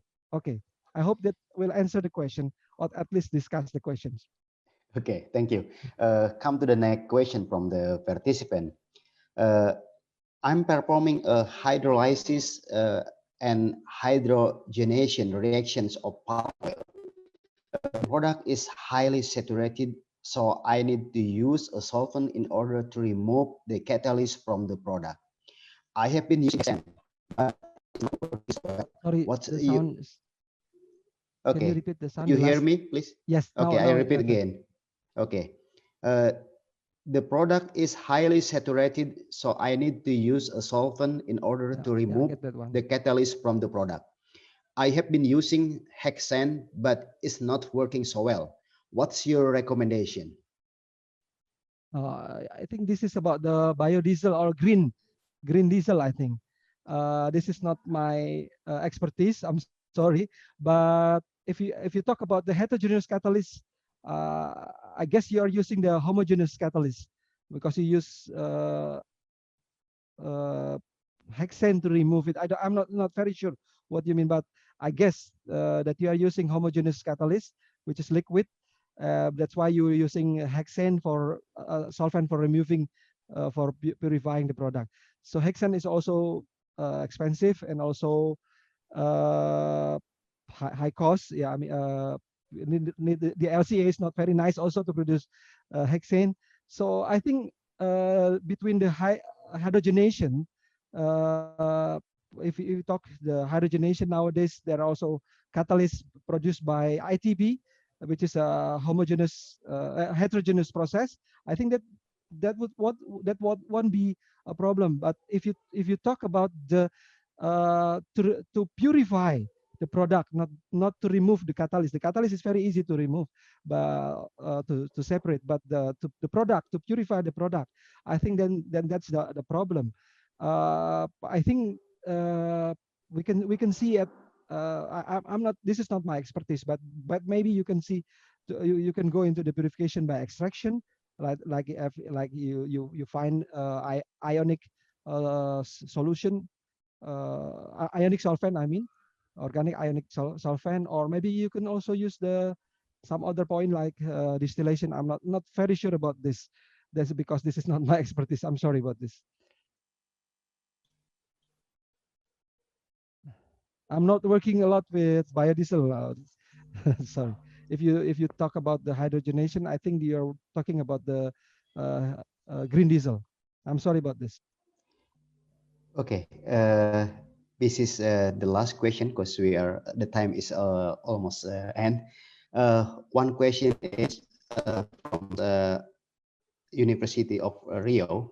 The potential for Indonesian palm oil is enormous. Why hasn't Indonesia been able to develop palm oil derivative product? Palm oil derivative product with high added value. Do you want to comment, Professor? Yes, to answer? yes. Okay. Actually, I have a slide, but I think I don't have time to do this. If I'm not misleading, your question that we haven't yet used the biorefinery. If we talk about the biorefinery from the biomass to products, yes, we haven't explored it very much. But in terms of research, we have done a lot in Indonesia. But from the BPDP sawit, they are doing the research a lot of this. But if you talk about the product from the palm oil, derivative of palm oil, Indonesia and also Malaysia have done a lot to produce. For example, we have done the substitute of butter. We know that we can produce butter very nicely from the oil palm. And also we have produced a lot of vitamin E. We have also produced soap like alkyl laurel benzene.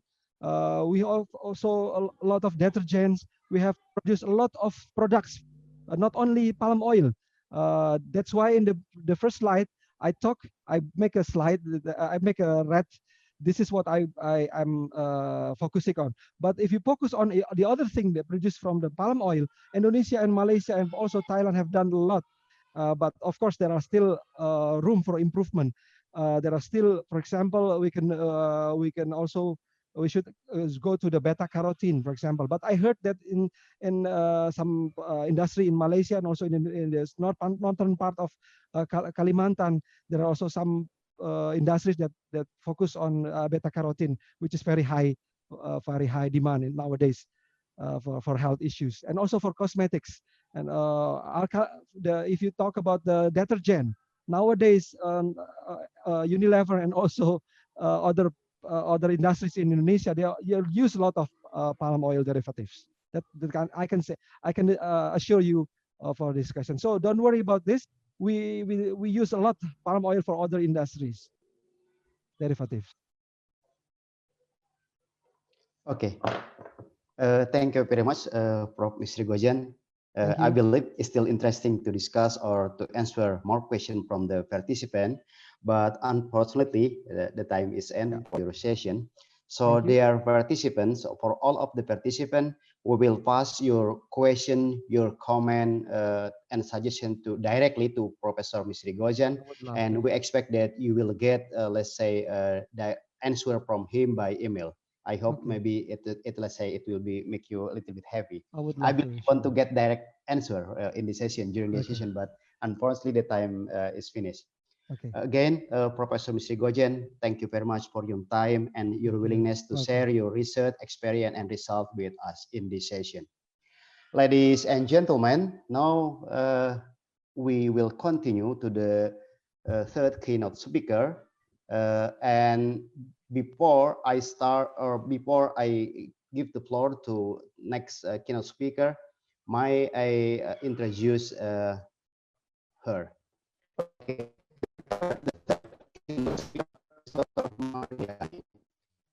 She is a lecturer at the School of University of Oxford. Dr. Mari is a philosophy of the University of Oxford School of Geography and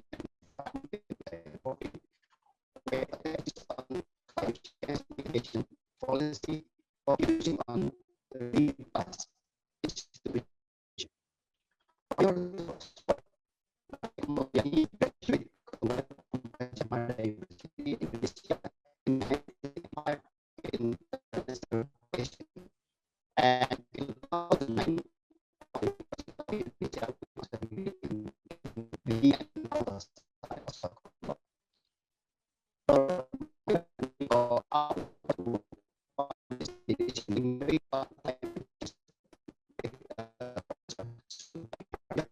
Former vice chancellor of the APC in 1997.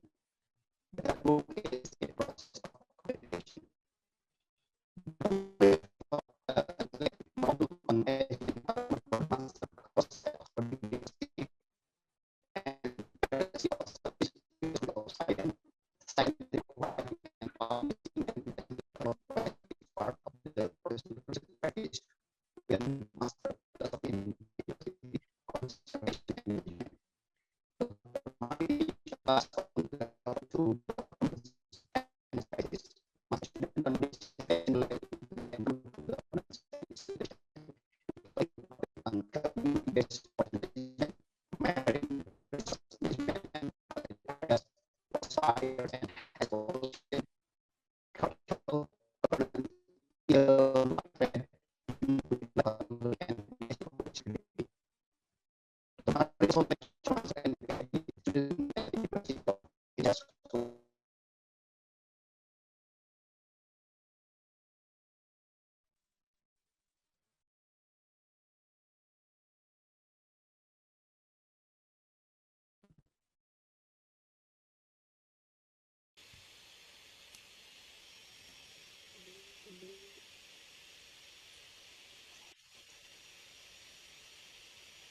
Greetings everyone, my name is Mari Mulyani and I will deliver a keynote on environmental governance in developing countries.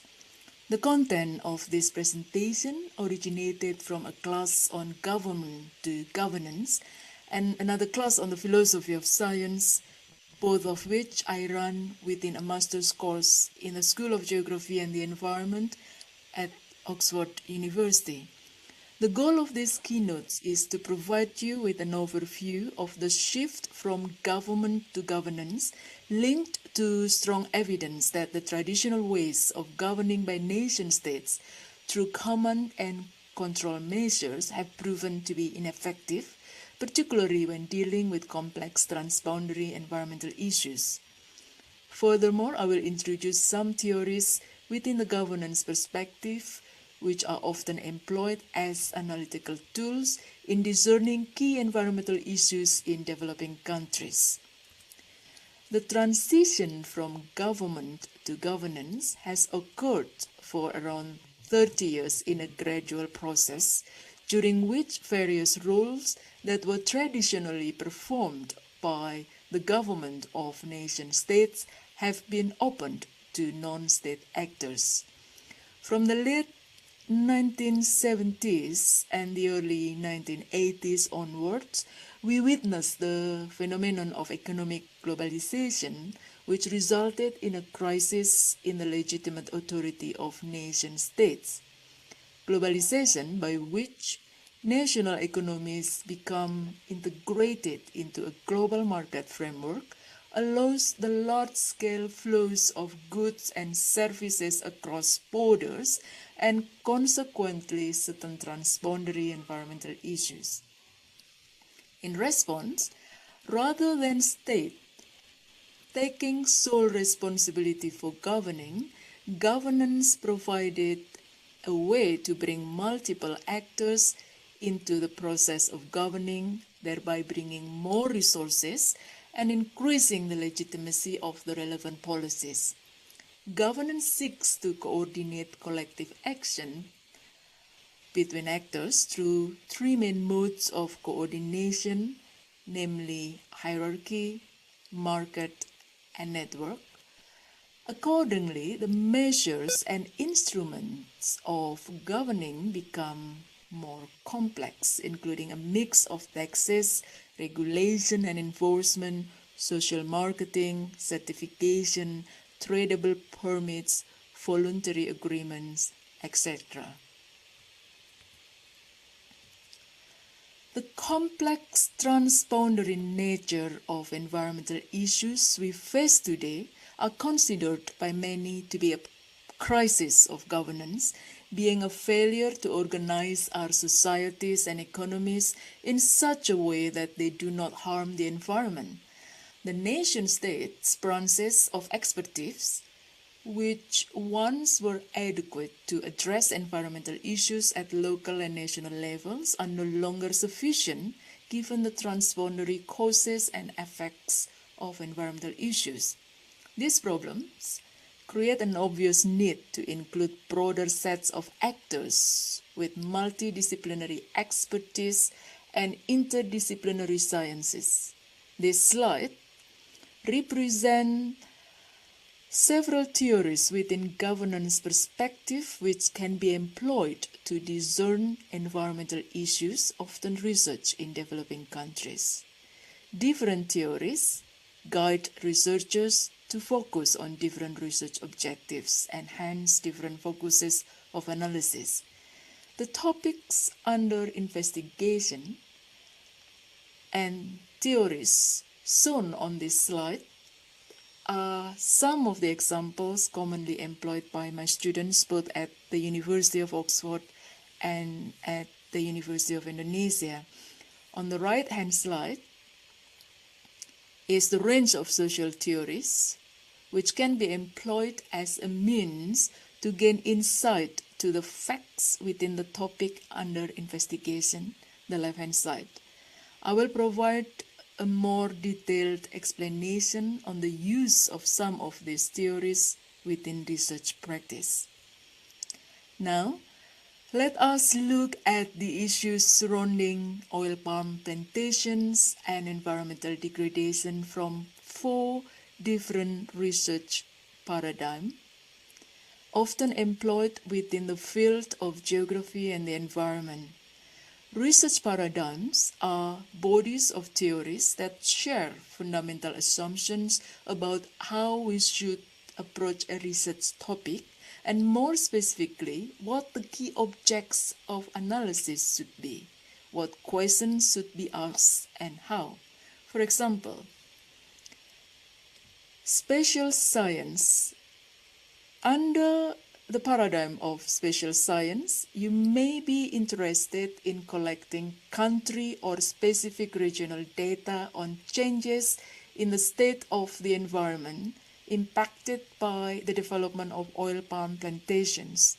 Your study may focus on peatlands, the quality and quantity of the water's resource, or species number and their distribution. You then gather and collect secondary data on your object of analysis with regard to changes before and after the introduction of industrial-scale oil palm plantation. Essentially, research under spatial science paradigm seeks to determine causal relationships and spatial laws through statistical analysis and geographical modeling. Humanistic geography under this paradigm, you emphasize on the understanding and interpretation of the complex actions and attitudes of people.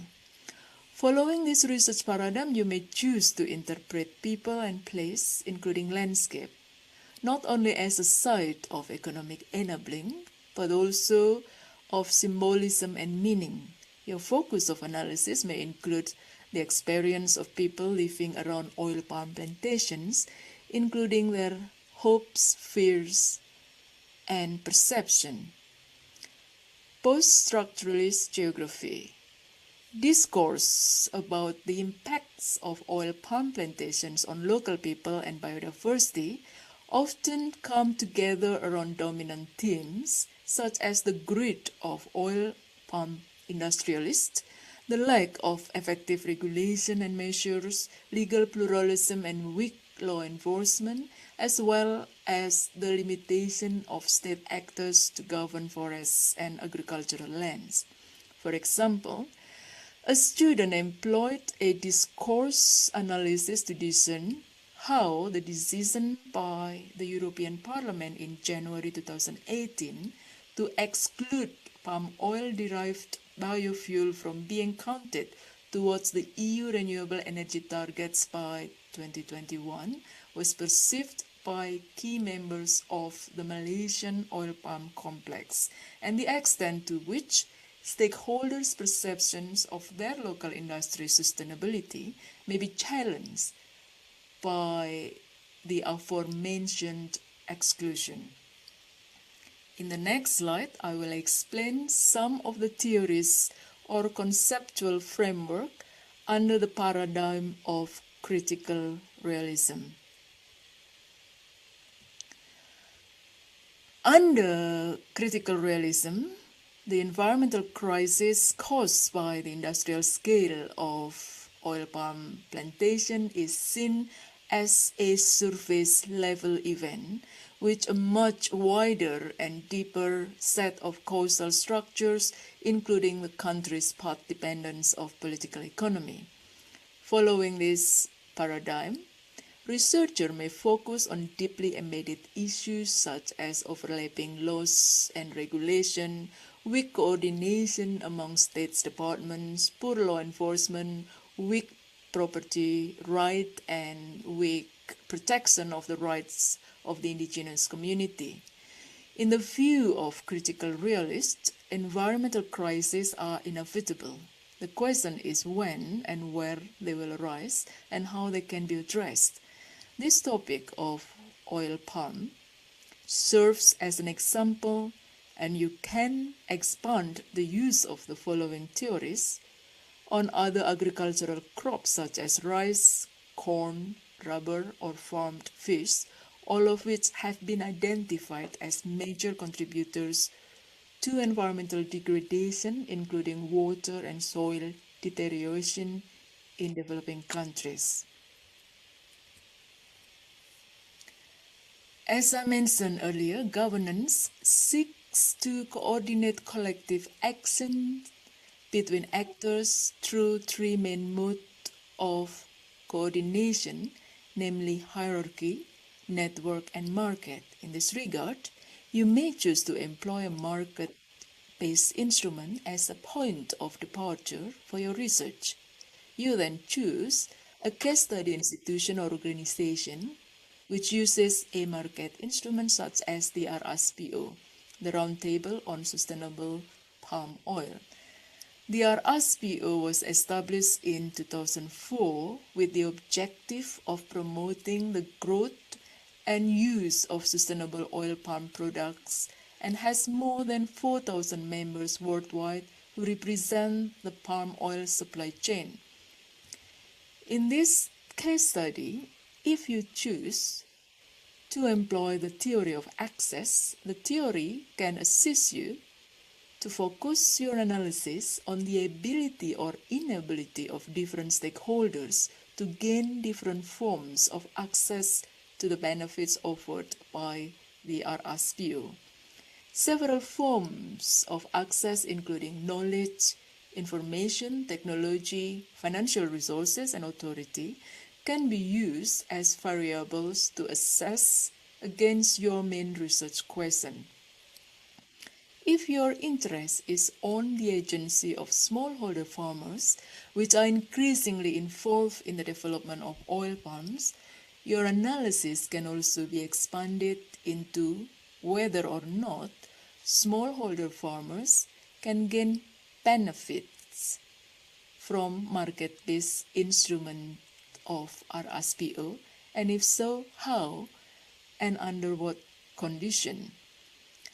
If you choose to employ the concept of policy and governance network, the main focus of your research will be different. That is, what type of actors are involved in developing RSPO policies and its implementation globally, what type of resources are brought to the network by which actors, and what is the overall efficacy or inefficacy of the resulting practice of sustainable oil palm products.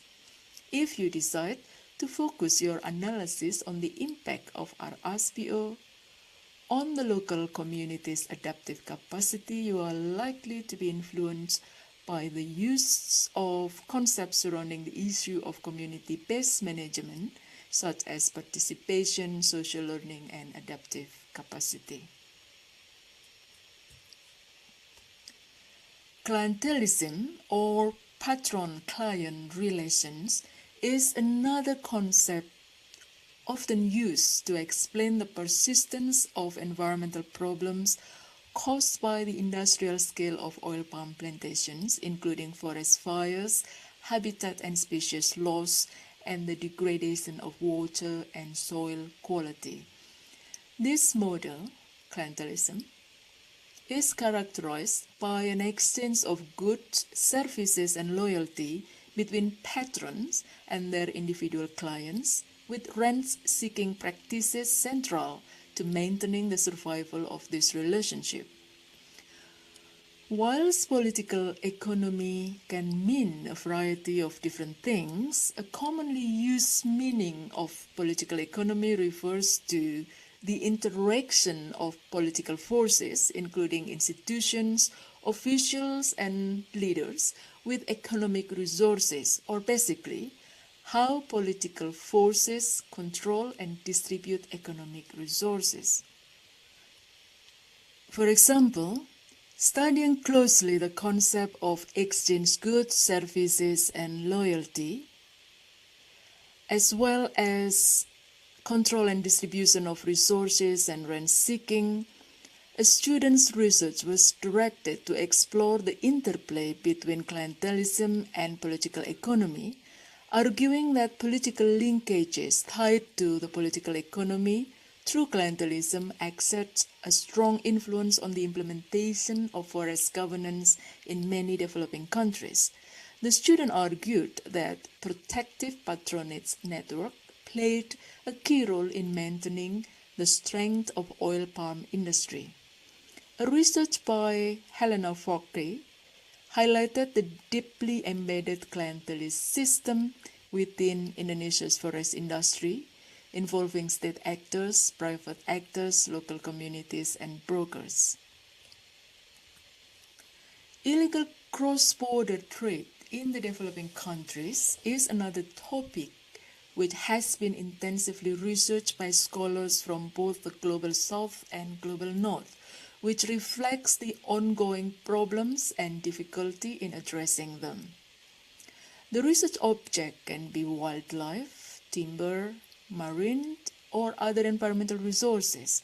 To gain insight on the cost and impact of the illegal trade of environmental resources, researchers have employed different theories, including blockchain technology, open science, historical institutionalism, shadow state, policy network perspective, and legitimacy theory.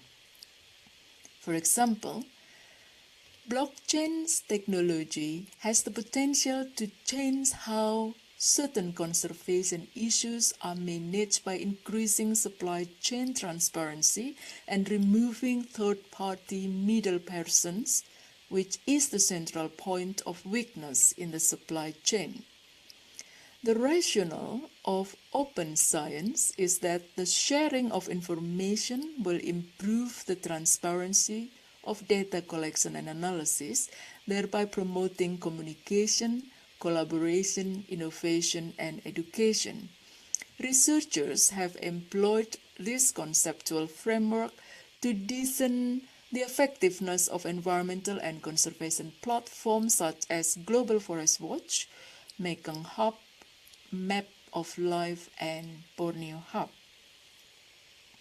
legitimacy theory has increasingly been employed within research on environmental and conservation to question the extent to which a specific form of institution, governance, management, or action is deemed legitimate by the relevant stakeholders, and the consequence of the presence or lack of legitimacy to the success of the case under research. Historical institutionalism is a research approach which aims to explore an institution's origin, evolution, and consequences across time. This theory has been employed increasingly to cases such as the path dependence of urban flooding management in island countries, unsustainable wildlife hunting and trade to unsustainable agricultural and aquacultural practices, as well as an unsustainable residential and commercial development in developing countries. Shadow state and neo-patrimonialism were employed to discern the underlying drivers of deforestation in countries such as Cambodia, Myanmar, and Indonesia, through which formal and informal networks of actors play critical roles in the ongoing deforestation. Given the time constraint, there is a limit to which I can address each of the theories or their variety, but essentially, a different theory leads to a different focus of the analysis. I have introduced several theoretical approaches under the governance perspective, which are increasingly employed by cross-disciplinary researchers to discern the complex environmental issues in developing countries. Governance is ultimately concerned with the conditions for ordered rule and collective action. The complex and transboundary nature of environmental issues we face today, as I mentioned earlier, are considered by many to be a crisis of governance. The traditional form of governing through state instruments that are routine and involve intensive monitoring and regulation have proved to be ineffective. There is a growing need to include broader sets of actors with multidisciplinary expertise and sciences to address the problem. As researchers, thinking theories can make a difference to how we set the task of performing research. Theoretical standpoints draw attention to issues of creativity and the limits of what it is possible to inquire. What research questions should be asked, how those questions should be asked, and how the data obtained should be interpreted. Through this process, hopefully, we can serve diverse communities by improving utility and contribution of our research to addressing environmental issues. Thank you for listening and best wishes for the symposium. Ladies and gentlemen, it was a quite interesting speech from Dr. Mari Mulyani. Unfortunately, she is not able to join directly on this session.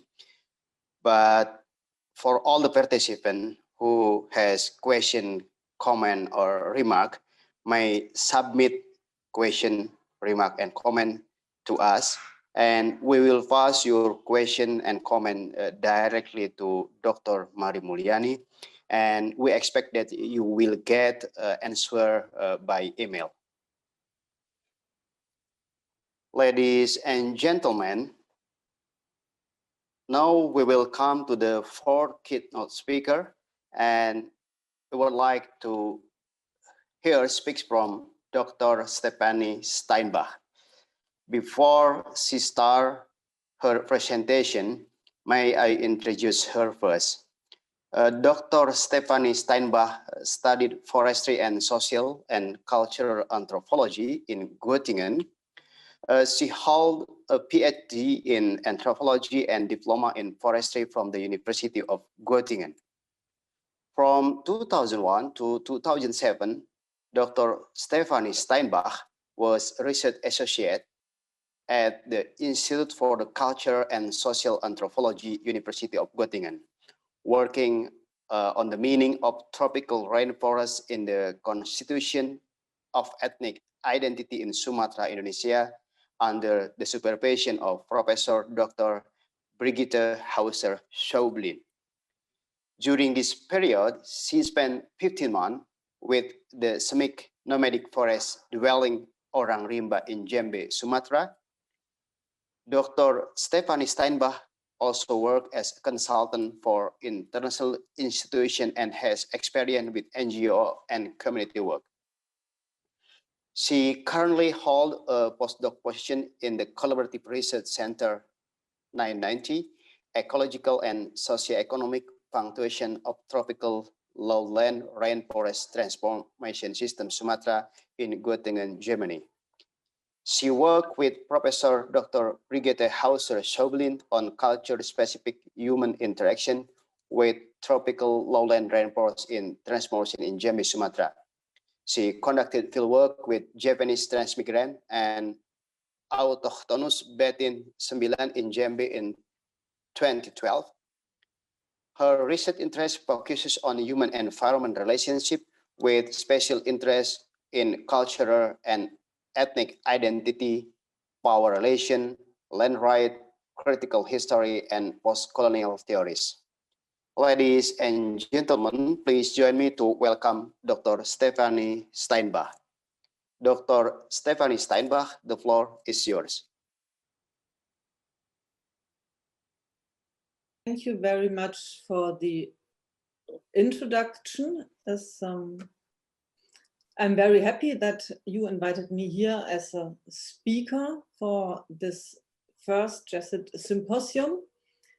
And my talk is on smallholder on palm oil and sustainability in development countries. And the question that I pose is, can independent smallholder oil palm be sustainable? And to answer that question, I link the independent smallholder activities with the question of access to land and also to the question of the preservance or the loss of knowledge. And I mean especially the knowledge of management of the environment. And let us have a look how it all began. And it was in December 1591 that after 7 months sea voyage from Africa to England, a ship anchored at Limehouse docks in London, along with 150 elephant tusks and 589 sacks of pepper. The ship carried 32 barrels of palm oil. And it is thought to have been the first arrival into Europe of what would become perhaps the most controversial plant product that is not a drug.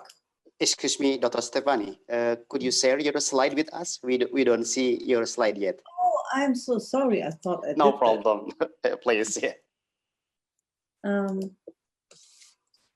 How can I do that then?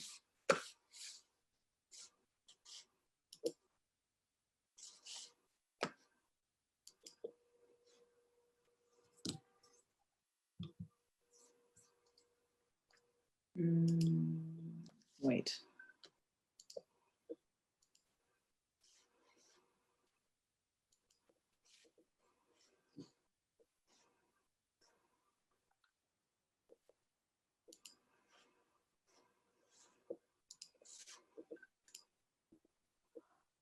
Okay. Yeah, now it's presenting. Thank you. Thank you. Please continue. So do I have to start again? No. No, it's up to you. It's up to you. Yeah, maybe it's better. Yeah, start again. I think it's better. Oh, really? Okay. Yeah, please continue. Just no, you may continue. Again, I thank you very much and for the nice introduction. And I said that today my topic is smallholder palm oil and sustainability in development countries. And I asked the question, can independent smallholder oil palm be sustainable? And to answer that question, I link it with the topic of access to land, and I also link it to the topic of knowledge, and that means especially knowledge of environmental management. And let us have a look how it all began, and that is, well, 500 years ago nearly. And after a 7-month sea voyage from Africa to England, a ship anchored at Limehouse docks in London, along with 150 elephant tusks, 589 sacks of pepper. The ship carried 32 barrels of palm oil. It is thought to have been the first arrival into Europe of what would become perhaps the most controversial plant product that is not a drug. Well, now let us see to the future. We are back in the year 2020, and we have to recognize that between 1980 and 2014, so in a span of nearly 35 years, the global palm oil production increased by a factor of 15, from 4.5 million tons to 70 million tons. And industrial scale palm oil plantation in 2017 occupied nearly 20 million hectares worldwide. And within that large area, the smallholders also occupied a significant area. And as I said, we will look into the future, and it is expected that palm oil demand will grow at another 1.7% until the year 2050. And that means that another 12 million hectares would have to be spared for palm oil plantations. Well, where is palm oil produced? Palm oil is produced along the equator, 10 degrees north and 10 degrees south from the equator. So that means in the tropical areas, palm oil has the best conditions to grow, and it originated from Africa. It was brought to London, and from there it started to be spread all over the world. And the largest palm oil producer is Indonesia. Indonesia produces a share of 55% from all the world's palm oil production, followed by Malaysia, then also Thailand, Colombia, Nigeria, and 9% of others. So when we talk about oil palm production and palm oil plantations, actually we talk about Indonesia, and maybe we talk about also about Malaysia. But today we are in Indonesia, and we will have the focus here, of course, on Indonesia. What is important if we talk about the tropics and Indonesia is that it not only has the perfect climate to grow oil palm, but it is also the area where most of the world's biodiversity can be found. And as we know, of course, Indonesia is one of the countries with the highest biodiversity worldwide. And why this is important, we will see a little bit later. Oil palm is a very controversial crop. It is known, of course, as a reason for deforestation, as a reason for greenhouse emissions, as a reason for grassland loss. Palm oil production is said to cause loss in biodiversity. It is said to reduce water and also degrade water quality and a lot of other negative impacts on the environment. On the other hand, the growing of oil palm has economic benefits. It is said that in Indonesia, it created 16 million jobs. Palm oil export generated an income of 20 billion US dollars, and that palm oil farmers earn at least 7 times as much as a common subsistence farmer who focuses on other cash crops.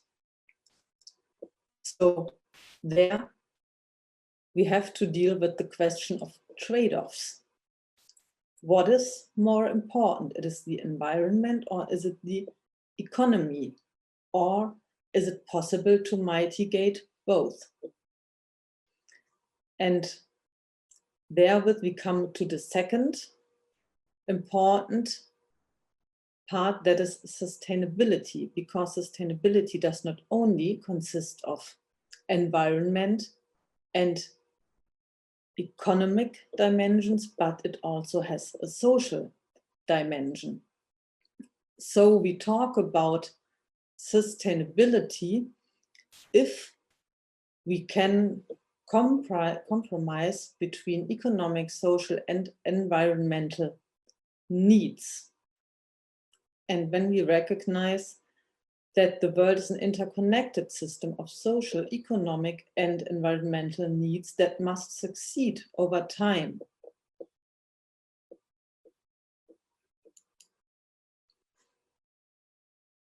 So what about palm oil production? And what about smallholders? And what about smallholder oil palm production? How can this mitigate between the 3 dimensions of sustainability? There, again, we focus on Indonesia.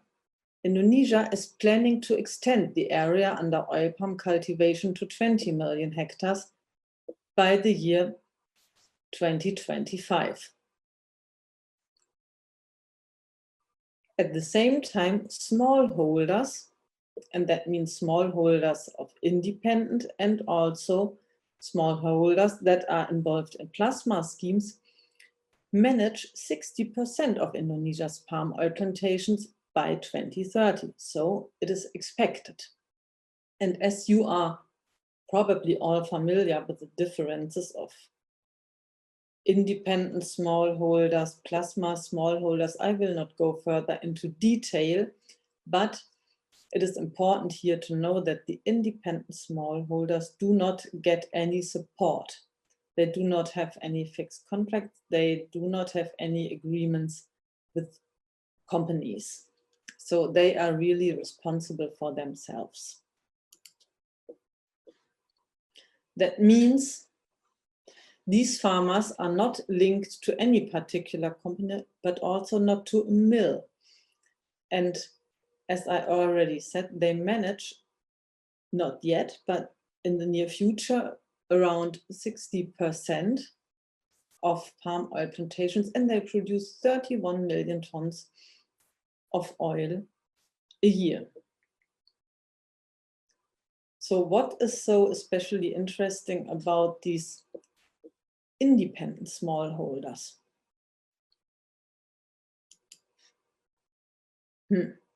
Then we have to ask first the question, what is a smallholder at all? Because the term smallholder does not facilitate the analysis of the dynamics of differentiation within populations of small farmers. And it also draws the attention away from internal tensions within households, and also the question of gender equality, the question of ethnicity, of cultural background, of religious background, because it only says it is a smallholder, and a smallholder usually is defined by the size of the plot the smallholder manages or he produces palm oil on. And usually in the Indonesian case, if we talk about a smallholder, we think about, well, 2 hectares that are managed by a smallholder, but it can range up to 10 hectares. But then we only talk about the size, the area, but we do not have any information about the background of this person or the background of the household. And there are many studies, especially from the Food and Agricultural Organization, that try to define the term smallholder. And then we come to the local smallholders, and here it becomes interesting because they say that smallholders, local smallholders, they also have local knowledge. And local knowledge is directly related to the nature and ecosystems. And it is also referred to as traditional ecological knowledge. And this traditional ecological knowledge is a cumulative body of knowledge and beliefs handed down through generations by cultural transmissions about the relationships of living beings, including humans, with one another and also with their environment. That means that this kind of knowledge, of course, determines how people interact with their environment and what kind of land use they choose, what kind of subsistence system these people choose, how they interact with their environment. And it is important to have in mind that we talk about sustainability. And sustainability, of course, means that we have to think of how we interact with our environment.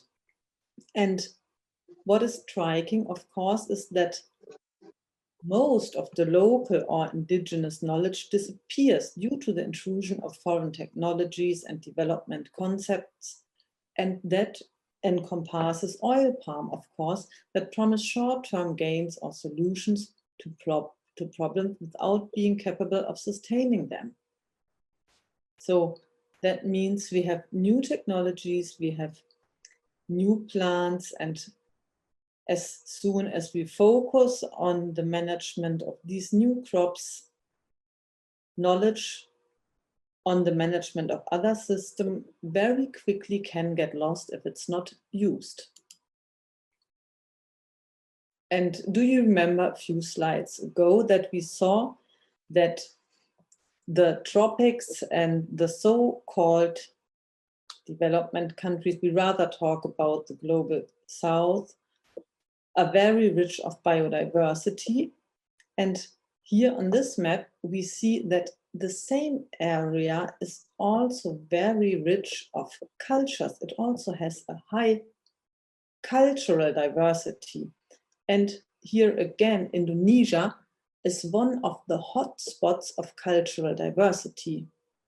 And if we now link the idea of local or traditional ecological knowledge, and we see that it is culture specific and that it is handed down from generation to generation and that is associated with certain territory or place to live, then we can imagine that there exists a lot of traditional ecological knowledge in Indonesia that is very specifically and highly adapted to the management of very specific environments and also to preserve this very differentiated biodiversity.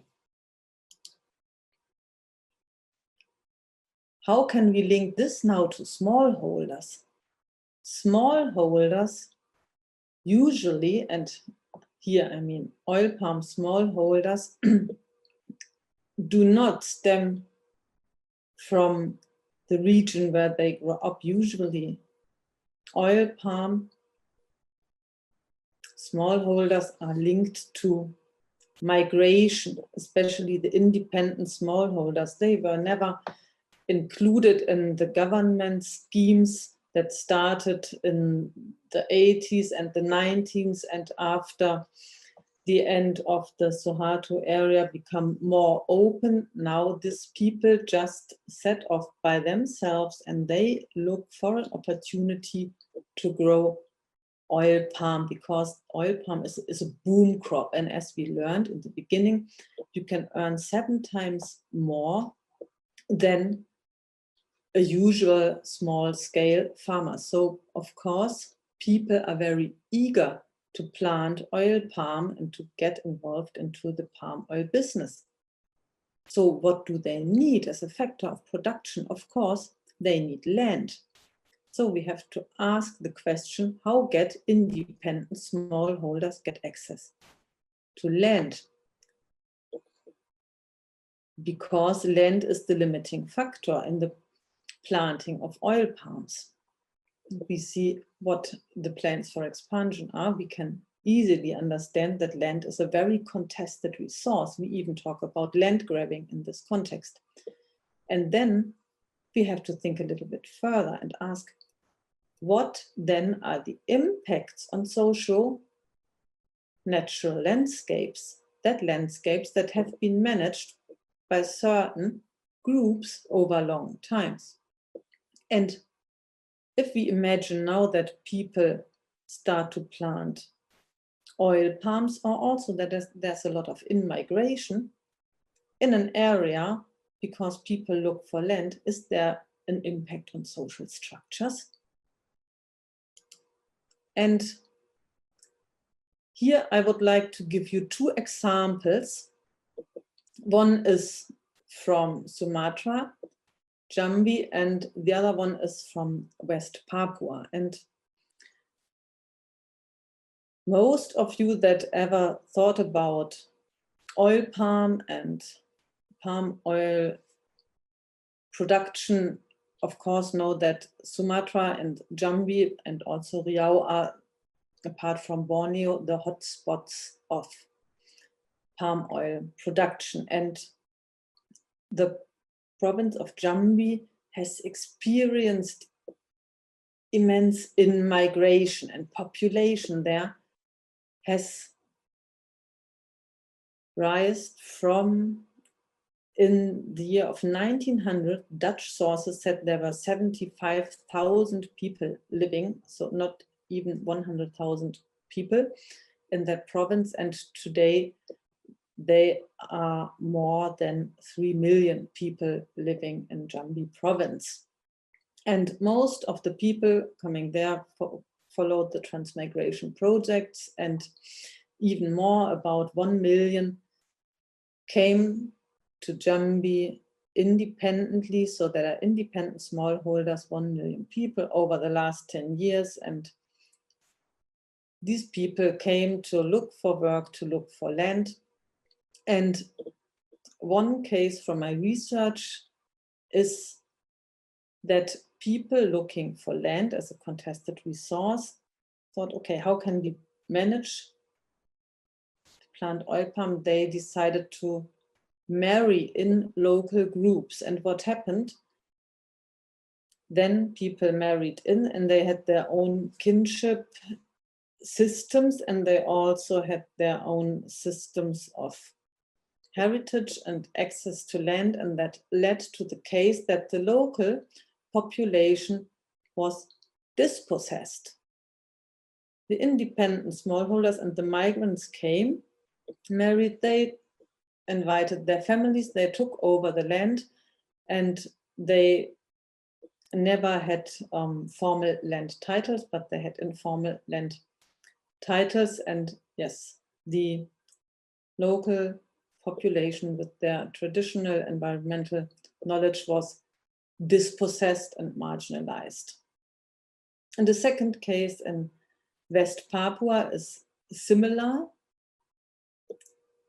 People came in search for land, and illegally they cleared forest land at steep slopes, and that caused deadly landslides. Last year, more than 100 people died because these people had no relation to the land, and they had no idea what happened if they would cut down the trees to plant palm oil on a very steep slope. Another example from close by region is that people who have no relationship to the land and to the area informally get access to land, and they felled trees along the riverside, what caused serious erosion and water pollution, and that all because these newcomers were not familiar with the sustainable local management practices. The effects then are that, of course, these people that came and get the informal access, they also lack land titles. So they live in a situation that is determined by uncertainty. So what do people do if they are in uncertain condition? They try to get the best out of that moment, out of the land, and of course they have no long-term management perspective. So for them, there is no reason to really manage this informal plantations or this informal land in a sustainable way, because probably they will lose it again and they cannot hand it down to their children or their grandchildren because they have no land certificates for that. And in addition, these people maybe originate from other islands and they have no idea on suitable management practices of this now foreign locations.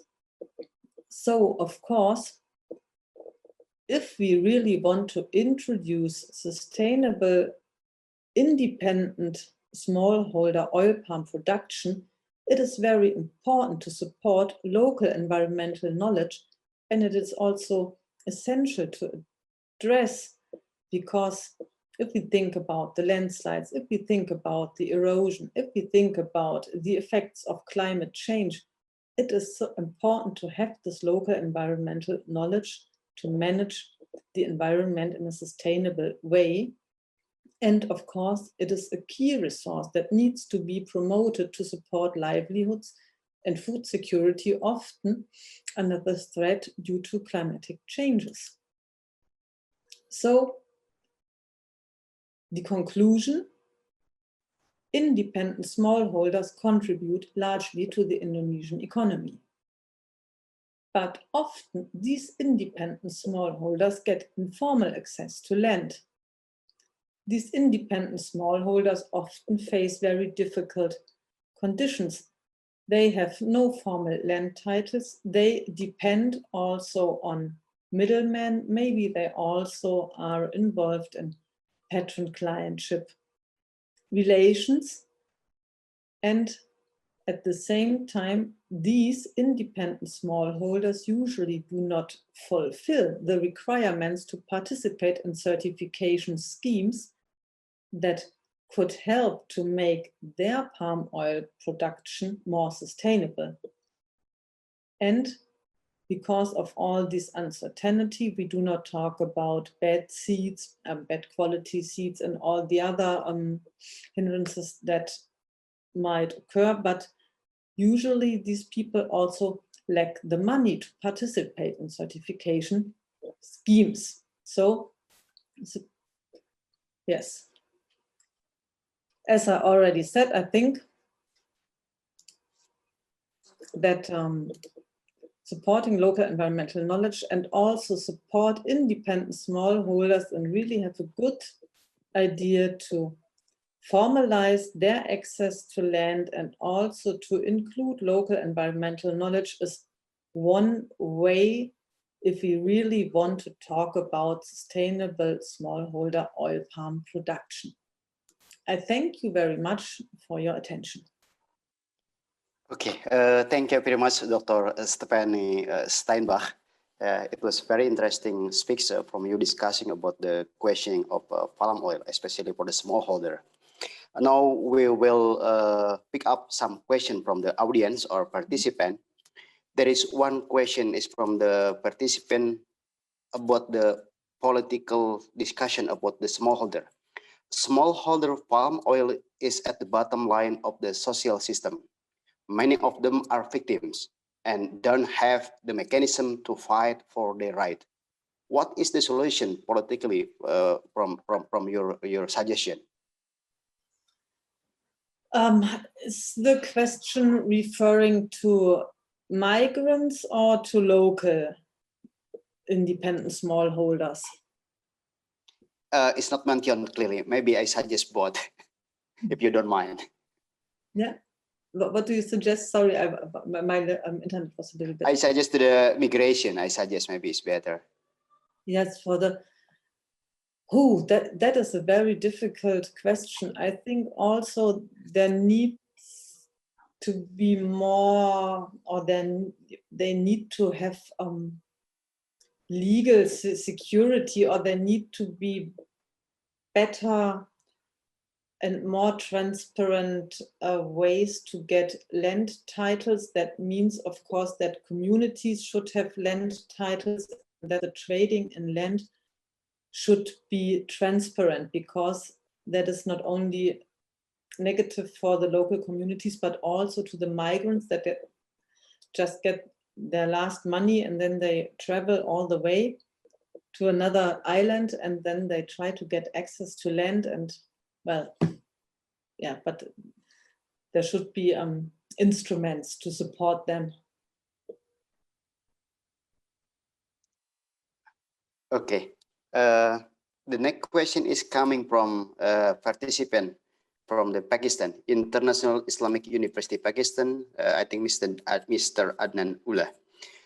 His question is, what are the negative impacts of oil palms on environment and how it affects to soil degradation? Well, I did not put much attention on that part because it could fill a talk for hours. The most, or the biggest impact on soil is, of course, that usually the soils on Sumatra and also on Borneo are red pozzolic soils. That means these soils are do not have many or much nutrients. So you need a lot of fertilizer to make the palms grow, and this fertilizer, of course, adds to soil degradation. And usually we have the experience here that after 2 cycles of oil palm, the soil is too degraded. But there are a lot of very good studies that give you more input on the chemical details, because I'm a social scientist and not a soil scientist. I'm sorry. Okay, thank you. And another question is coming from participant. What is the most effective way to amplify the polarizations of local values into policy-making process related to improving social welfare for smallholder farmer?